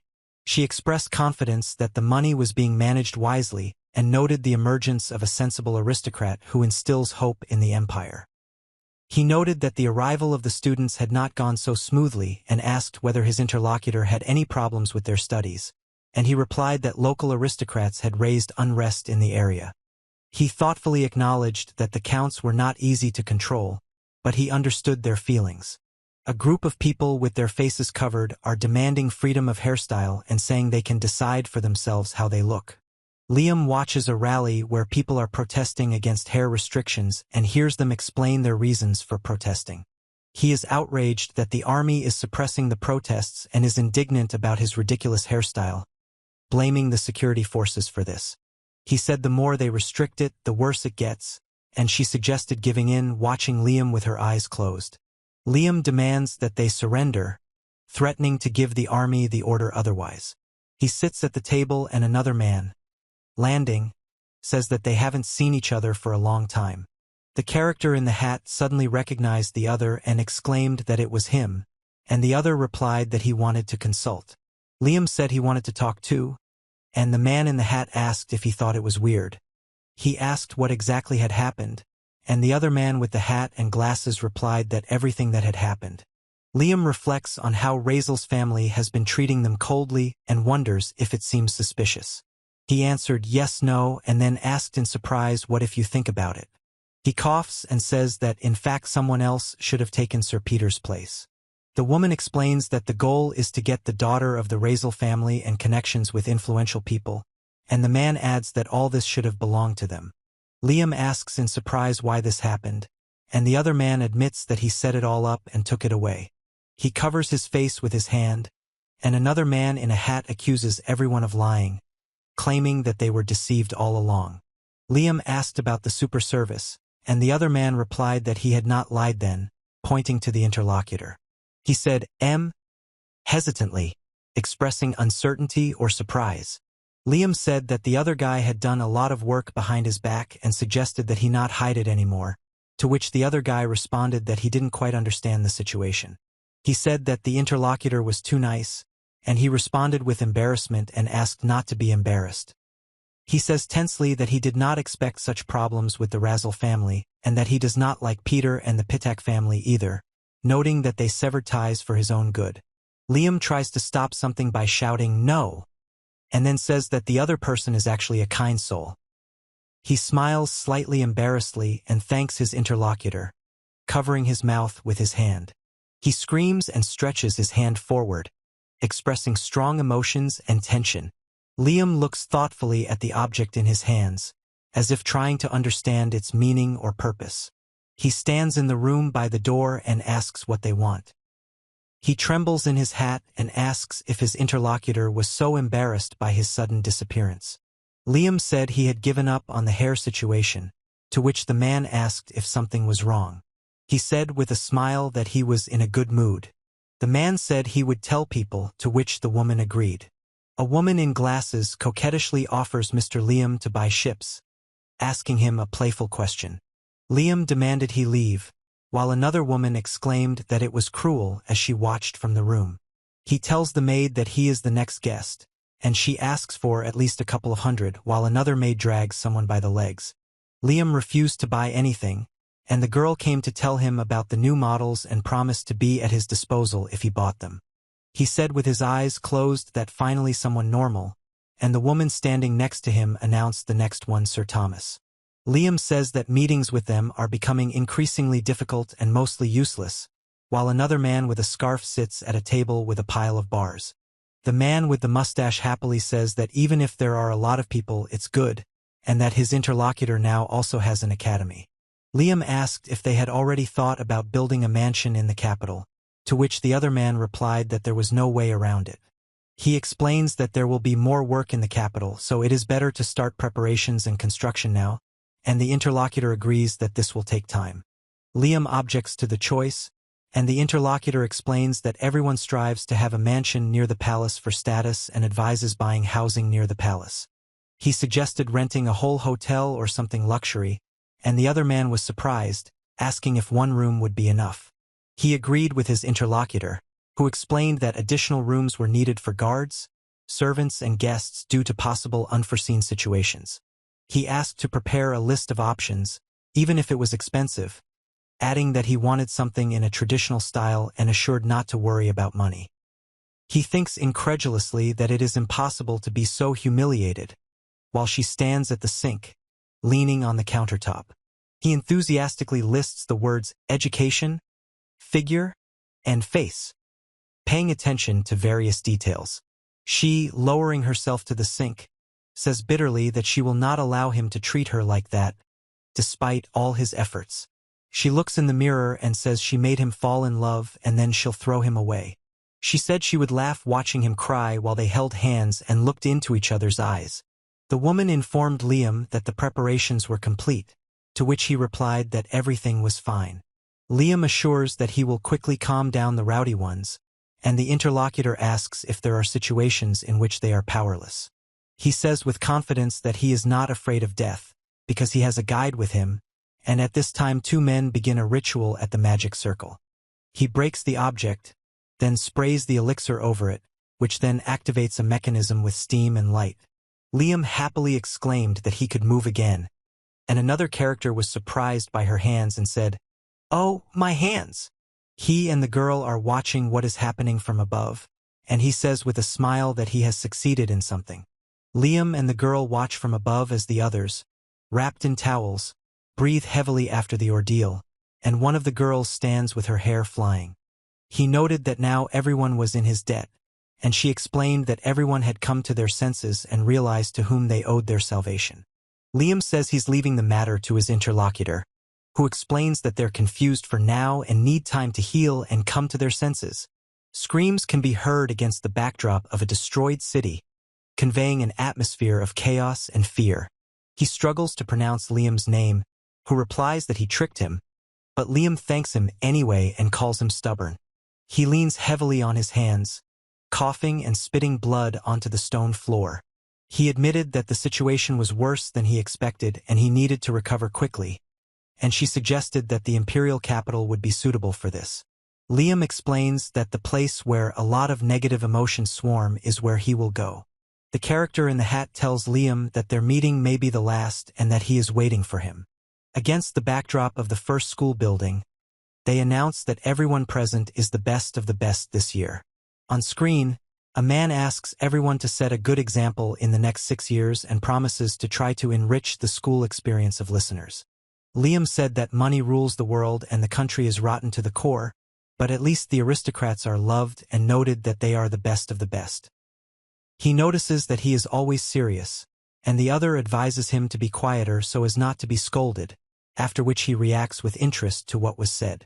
Liam asked if he had grown taller, to which he replied that he had, and was surprised by the question. He noticed that everyone around him looked so important and thought, watching the people around him, Liam noted that only the most talented students get into the first building, and the rest agreed that there are really strong students there. He said with a smile that he had passed thanks to the power of money, and another character was surprised that he could laugh in such a situation. Liam noticed Ira and said that they hadn't seen each other and she had become prettier, to which he replied that she would be happy if he said so and asked why it had to be him. He noticed a girl with long hair and asked why she was so serious, to which she replied that she had to remain calm for the sake of an important matter. Liam is surprised by Rosetta's strong locks after learning that she is the only daughter of Duke Claudia. He thinks that, in the future, she will take over the management of the ducal family and will be 2 steps above him in title. Liam muses out loud that the first in the hierarchy here is second, watching the group of people standing. One of the characters introduced Wales Hoa Alvarez as the 120th Prince of the Empire, standing next to 2 other people. Liam notes that there are too many relatives here and everything is very different, while he finds the number 120 creepy. He thinks about wanting to go to Amaji's house while the other students answer the teacher's question. Teacher John introduced himself as the leader of the group and asked to be called that way when addressing those sitting in the class. In the classroom, all the students listen attentively to the teacher, who stands at the board and explains the material. The teacher called out to Liam and he responded with a smile, surprised that his name was being called. The man asked in surprise what kind of jewelry the other man had in his ears, and the other man happily replied, "Ah!" He asked if they had noticed his new acquisition, bought in the city before joining, and wondered if it suited him, causing shock among his classmates. The woman warned Liam to be careful around Mr. Wallace, to which he looked surprised and then thoughtfully noted that he now understood what she meant. The teacher scolds the student severely for an accessory, and the student is indignant that he is a prince, and in response demonstrates 100 push-ups with the appropriate severity. The rules of the dormitory are announced in the class, emphasizing that everyone is responsible for themselves and this is not their home. He confidently declared that he would not allow anyone to relax and that everyone would become exemplary aristocrats under him. The teacher warns the students to be prepared, and one of them promises to re-educate them. 3 months after the call, the phone shows the sunrise over the city. Liam noticed that it was already 6 o'clock and said it was time to get going. He greets a classmate who notes that without the habit of getting up early it is difficult to adjust, and the others are still sleepy. Liam asked if he trains here on his own before the climb, to which the interlocutor replied that it was a long-standing habit and he saw no reason to change it. He asked if the load given here was enough and received an affirmative answer from his interlocutor while running with others. Liam and another student practice with swords, and then he and his classmates sit in on study sessions under the supervision of a teacher. He considers the lessons too easy and repeating already known material, therefore he considers the program useless, comparing it with the course of the Rezel family. Liam said thoughtfully that something interesting would be nice, sitting across the table from a girl with long blonde hair. He notices the bags under his eyes, and she, calling him by name, shakes her head, intently reading a piece of paper. Liam asked in surprise if she was asleep after noticing her attention during class. She is determined, and he reacts with surprise to her words, which she says with confidence. Liam stands with his back to the girl with the antenna, who is sitting at a table with a laptop, and the people around him are watching their conversation intently. He greets Rosetta, and she asks him what he wants in return.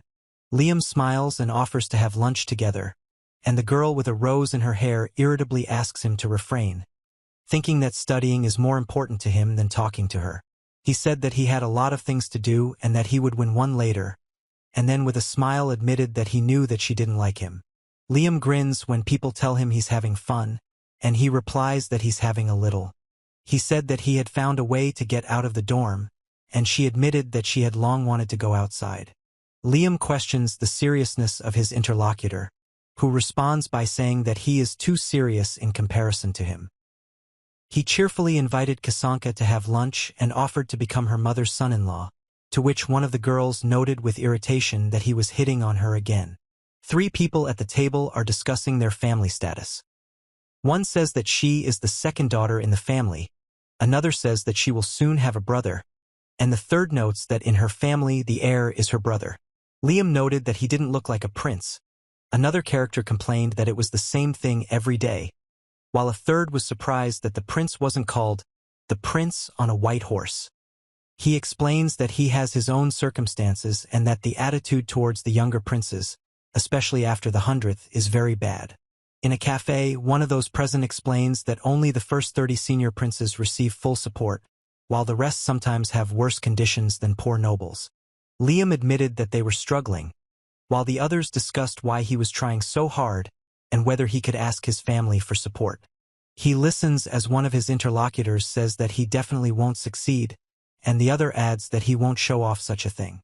Liam stood up and he said with a drink that although he was a prince, he was pathetic, and that it would be funny to help him. He called Wallace to join them at the table, inviting him to come over. He with short blonde hair and a ponytail look worried, and Liam listens in surprise as they discuss what is happening. A young man with short black hair looks away thoughtfully while another holds his chin with a confident smile, and faces with different emotions are visible in the background. Liam stands at the table and the two people sitting next to him ask what he is up to, expressing surprise and concern. He asked for anything and then immediately stated that he did not welcome gay relationships. He asked in surprise, "What?" And she, squeezing the glass, demanded to repeat, to which he replied that he didn't care about her body. Liam said that not everyone appreciates his sweet talk, while another responded that he is rude, after which a third countered that he teases girls without any bad intentions. He said he had no other choice, and the other man suggested he was just having fun and asked if that was true. Liam said that at home he could only interact with women through his mother or sister, and the others asked if even maids could be guests. He explained that the plan was strict and that even the maids couldn't be trusted, and she replied that she understood. 3 people are sitting at a table. One of them admires that despite the conditions, he continues to be with girls, and he asks in surprise if she hates him. Liam says that you shouldn't blindly trust girls, and another man firmly declares that he wants to become a full-fledged man and live on his own, regardless of status. He says that she has a hard time, and she asks if he understands her. Liam offered to sponsor them, but the other guy politely declined, causing Liam to be surprised and ask why he was refusing. He offered to be a support, and another character asked in surprise what he meant. She sharply objected that this could not be done and there would be no benefit from it, and in response there was an indifferent "I don't care."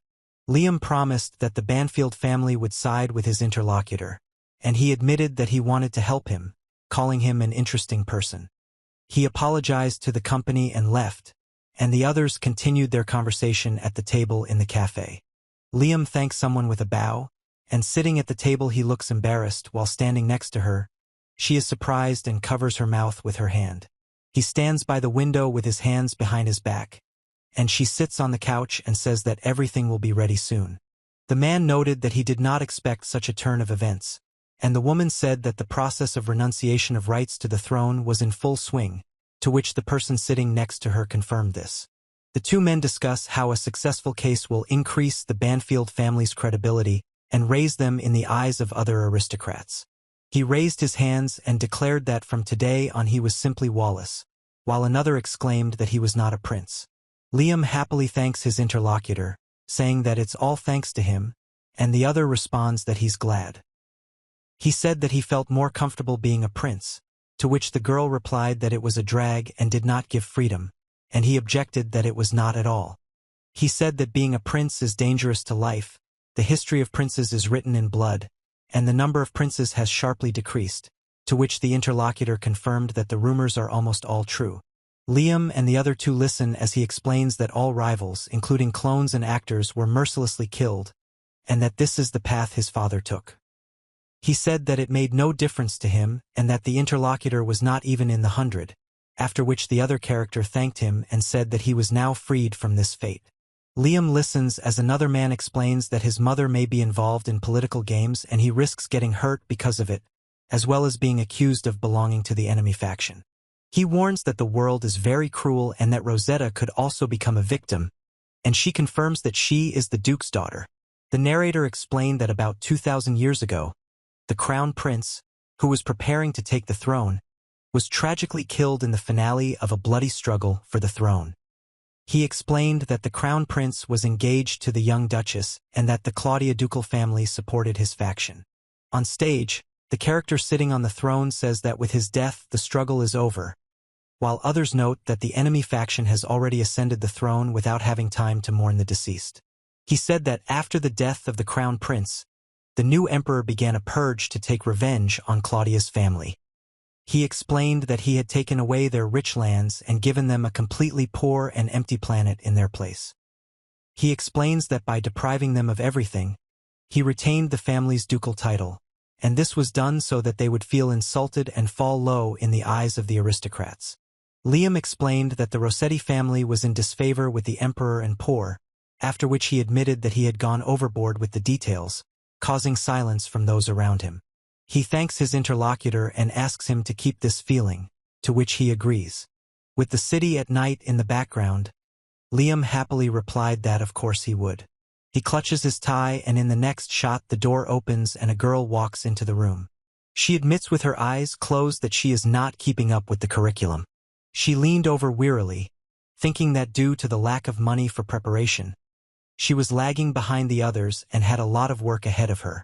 He says decisively that he sees no other way and is ready to use all opportunities to improve the family's situation at any cost. He resolutely stated that he would not give up under any circumstances, despite the tense situation. She pressed herself against the other man and quietly said his name, Rosetta. The child asked his grandmother why his mother was crying, to which she replied that nothing had happened. She happily agrees, and he says that today is her first reception in the capital and offers to send her off in full dress. He gave her a flower and said that it was a gift that suited her very well, after which he gently hugged her shoulders. She exclaims in admiration that something is like a princess and calls it lovely. She happily thanked him and said that she really liked it, and he turned to his mother and grandmother. Rosetta screams her name in panic, and the two women on the doorstep react in surprise to her appearance. Several people condemn the girl for her clothes and appearance in the capital, calling her the laughingstock of the Claudia family and expressing bewilderment at how she dared to come. He said that he was told a lot of nasty things, and everyone looked at him with hostility and no one extended a helping hand. She, crying, asks why everything is like this, and the other asks Rosetta to listen to him. One girl consoles another, saying that she will definitely meet a man with a kind heart and give birth to his child. He says at the door that their line will not die out and they have no father, only the one they are addressing, and the two are sitting on the ground in the courtyard of the mansion. She cries and asks Rosetta to become beautiful so that all men will want her. The teacher scolds Rosetta for being late. She enters the classroom and then looks in surprise at the notebook that has fallen on the table. She apologizes by bowing deeply as a sign of respect or remorse. He irritably called her a fool, and she thought about her mistake and fatigue, regretting that she had fallen asleep again. Liam asked what was wrong with her appearance, and the other one replied that she didn't even take care of herself and suggested that he just take a look. He reflects on himself, calling himself a man who has everything. Liam muses that the other guy won't understand what he's been through and thinks he was born with a silver spoon in his mouth. He thinks that he will not catch up with someone no matter how hard he tries, but he understands this better than anyone else and considers his feelings unfounded. She sits at the table with her head down and says that she is very offended. She stands with a confident expression in front of a large rose, showing determination and strength. Two robots fight in a hangar. One delivers a powerful blow, showing determination in battle. Liam watches the robot fight, where Dylan's victory and the student's surrender are announced, and the audience reacts enthusiastically to the outcome of the battle. He stands with two others watching the girl who screams and covers her ears while one of the guys silently looks at her. Liam said that the competitions between knights were more interesting than he expected and he would like to see them held more often, and the other man replied that there weren't enough participants at the school for frequent tournaments. He explains that only high school students can participate, and because of the risk of death, there are fewer people willing to participate, and he believes that there are enough of them for one tournament. Liam was surprised that you can bet here, and another man, with tears in his eyes, admitted that he lost a bet. She reproaches her interlocutor for thoughtlessly betting all the money without confidence in winning, and he exclaims in response that this is cruel. She asks him tensely if he's interested in her, accusing him of bullying guys, and he covers his mouth in surprise and says that this is too much.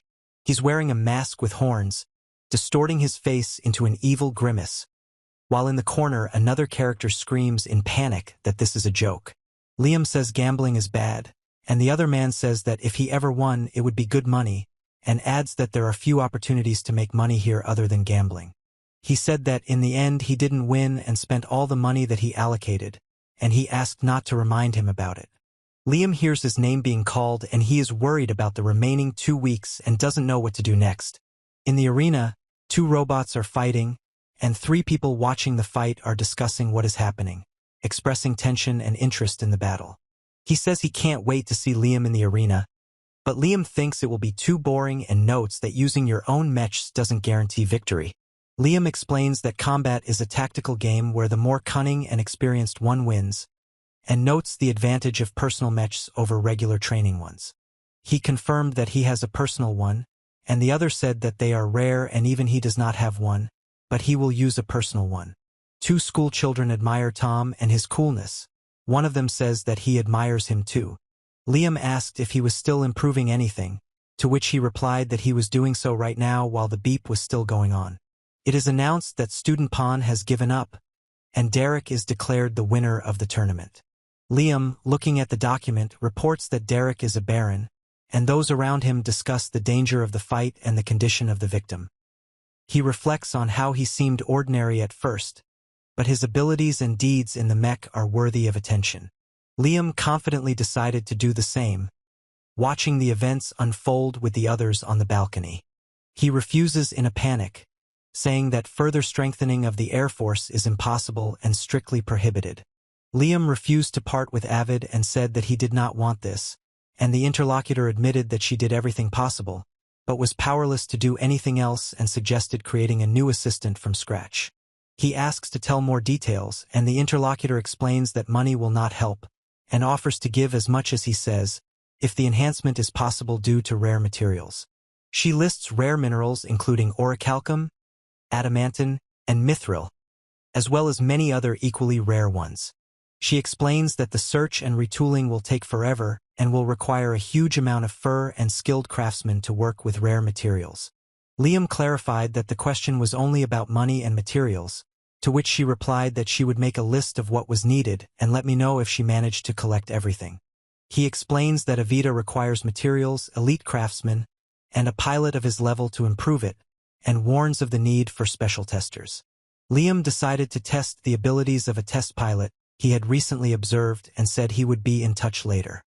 He confirmed the end of the call, and she admitted her skepticism and doubt that even he would be able to put everything together.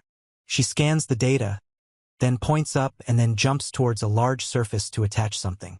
The image shows filled containers of coal in a warehouse or port, with no visible characters or dialogue. The image shows large fragments of broken glass or mirrors, creating the effect of chaotic reflection and refraction of light. He reports that all the materials have been collected, and she asks in surprise if this is a joke, after which he adds that the test pilot is also here. The woman introduced herself as Marie Sarah Marion and wished her excellent cooperation, while the other one asked in surprise who it was. The woman with glasses assures that now few specialists can cope with Avid, to which he replies that in her time they managed without any problems without help. She said she had heard about Avid's difficulties in management, but that was why she was especially interested in seeing him. She happily says that she is very happy with the opportunity, and he thinks with bewilderment about what is happening. She reflects on the fact that with so much material, she can be generous and experiment with ideas, and already feels that the results will not disappoint. She enthusiastically suggests starting right now, and the other one agrees with determination. Liam stands with his arms crossed and she says she owes him and wants to pay him back. He remembers every moment of hell and then talks about the 2,000 years since they were turned to stone, with a scene featuring a huge stone figure and a crowd in the background. She says she's free now and wants to live without regrets, so she'll give it her all, running any errands as they walk down the hallway. She reflects on how a year has passed. She put all her effort into her studies, but only got this grade, and wonders what to do next. He noted with a grin the terrible grades, and she replied that the commoners had even better ones. Liam grabbed someone's arm, warning them not to look, and 3 guys came over, one of whom said, "Whoa!" A young man threatens Rosetta, saying that her family should sell her body, while others demand that she be released. She fell to the floor and cried out in pain. She pronounced the name Rosetta with surprise and alarm. The man confidently offers the opportunity to give birth to a member of the Bakri family and asks for gratitude, to which the other responds that he does not legally recognize paternity. She asks in despair why she must suffer because of her origin and bear the burden of 2,000 years of oppression while someone covers her mouth with a hand. He said, "Bon appetit," while the girl panicked and screamed for help, saying she couldn't take it anymore. He watches with confidence as someone flies into the wall with great force, creating an explosion and destruction. Liam stands in the doorway and says he's not going to give in while the others sit or hold the girl down, trying to calm her down. He heard a noise and decided to look in, asking what they were doing there, while the other 2 looked at him with surprise and alarm. Liam tries to stop someone, and another explains that it is 3rd-year Derek from the Bakri family, and wonders why he is here and won the tournament. They turn to Sir Derek, pointing at Liam and calling him the troublemaker they were talking about. He shouts in rage that the other is being too insolent and delivers a powerful blow, knocking the opponent off his feet. She asks in confusion what is going on while Liam is breathing heavily and trying to recover, lying on the floor. He sternly asked how they dared to treat the girl like that, and ordered the Baron's son to bite his tongue, declaring that he was a count. Liam stands in front of another man who insults him, calling him a country bumpkin and a nobody. He grabbed Liam by the hair and shouted that he had warned him. Liam tries to punch the man on the floor but is stopped, and another man yells at him to watch who he's hitting. He shouted angrily that they would remember this while another man expressed irritation and 2 men helped the fallen woman. Liam asked if she was okay, noticing her silence and tense state. She, crying and clenching her fist, declares that she does not need help because she is still the heir to the ducal title, and orders that they not touch her. Liam bumped into a girl who told him to move away, after which another character asked him if everything was okay, and he responded with a mysterious smile. She confessed her hatred for people and her stupidity, while thinking about Liam, who saved her, but could not find the words of gratitude. Liam asks if it seemed like mercy, and she doubts she was stupid since he was the one who saved her. She admits that she held a grudge against Liam, believing herself to be weak, and regrets that she did not even thank him for doing the right thing. She cries and admits that she felt good about getting help and also wants to become as strong as Liam to face anyone. He laughs at himself, and Rosetta admits that she felt like an unprincipled gentleman, while the others discuss Liam's bad habit and his problematic addictions. Liam asks Kurt not to disturb him, and he replies that the other one has a problem, and they argue about whether these things are the same. He asked if he was really okay and if he was not going to openly confront the head of the Bakri house. Liam asks if he knows the head of the Bakri house and Baron Bakri, and the interlocutor in response asks with surprise not to say that he did not know. He explains that the Bakri family has a special feature. All children are given their own territory and the title of Baron, but in fact, Derek's father remains the head of the family. He explains that around the head of the Bakri house there are united the daughter families of the barons, and this union is called the Bakri family. He explains that these people are so dangerous that for the sake of profit they are not afraid to deal even with pirates and allegedly control the largest pirate groups of the empire. He explains that the Bakri family is causing unnecessary problems for the empire, but because of the supply of elixir, their ties cannot be broken. He explains that the title of Baron is more important than the ducal family, warning that it is dangerous for even Liam to feud with them, and then asks him not to interfere and to apologize. He finds it impossible that Liam is ruthless towards pirates and is sure that if he learns of their connections, he will become a target for destruction, not an apology. One of them says that he recently destroyed a pirate fleet sent by an aristocrat, while the other reacts to this news with surprise. He said it was the end of his independence, and Liam listened, sitting opposite him with a serious expression on his face. He lies in bed with his eyes closed as a skeletal hand emerges from the floor next to him.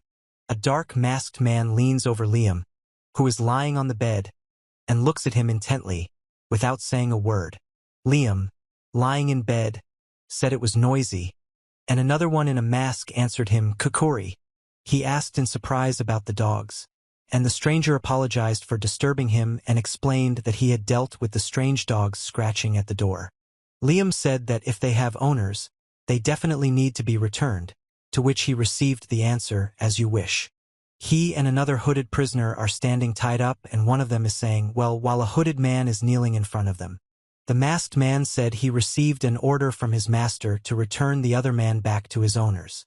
The masked man said he had an idea who had sent them, but preferred to confirm while the other man kept his mouth shut. He looks with fear at the huge eye that demands to know who sent them and why. He informed Mr. Derrick that he had received orders to capture and interrogate Sir Liam. He shouts, "Wait!" trying to stop two people in cloaks with long claws on their hands. The masked group claims that they are either an extinct clan or a clan from the past, and the man responds with surprise and asks who they are. The armed man, on Liam's orders, is about to return the captives to their master, warning them that there is no need to think about it. He threatens to embellish the encounter while the man looks at the sharp claws in front of him with a frightened expression.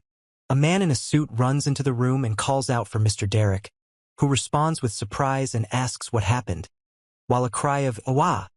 is heard from outside.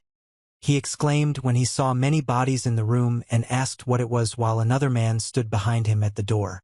Liam is shocked to see that someone has secretly brought in martial artists and wonders if this is revenge.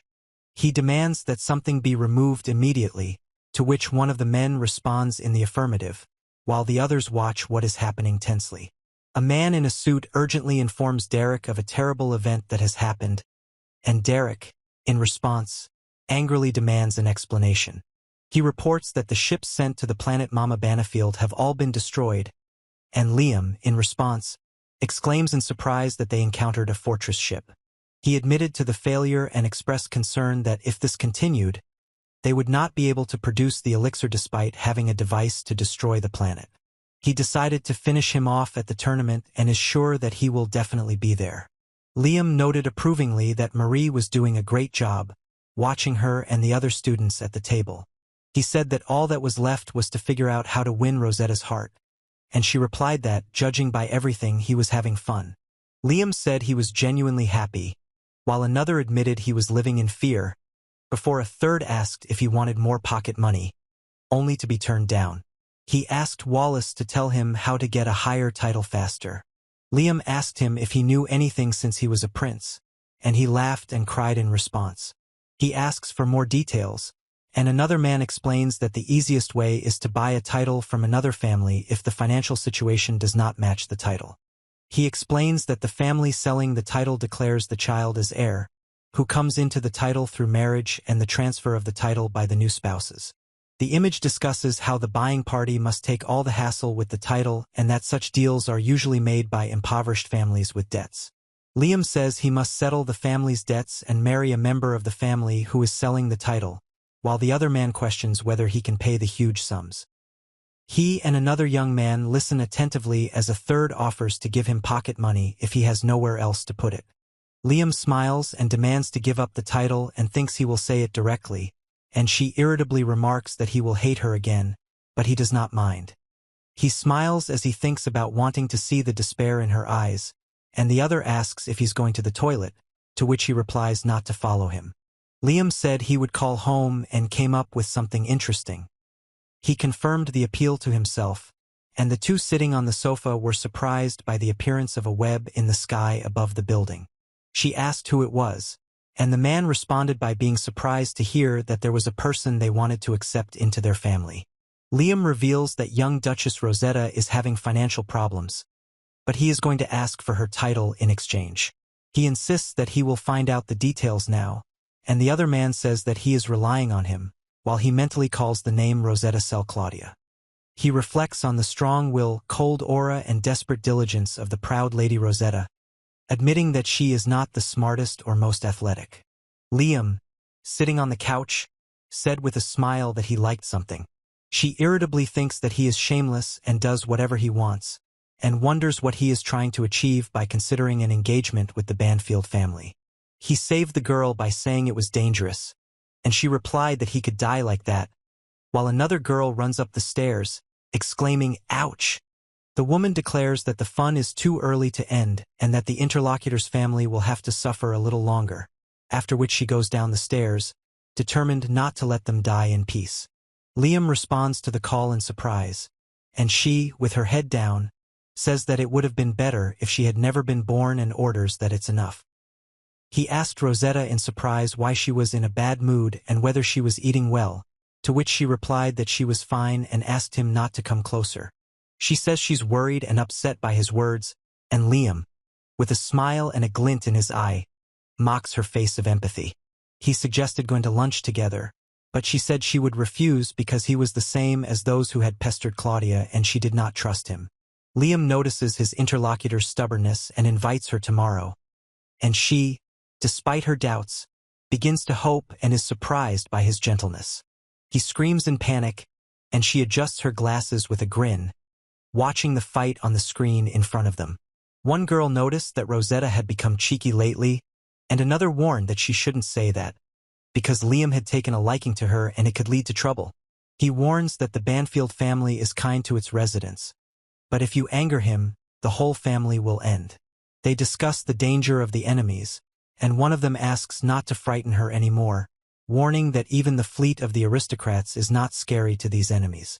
She looks thoughtfully at the butterfly behind the glass, silently observing its movements.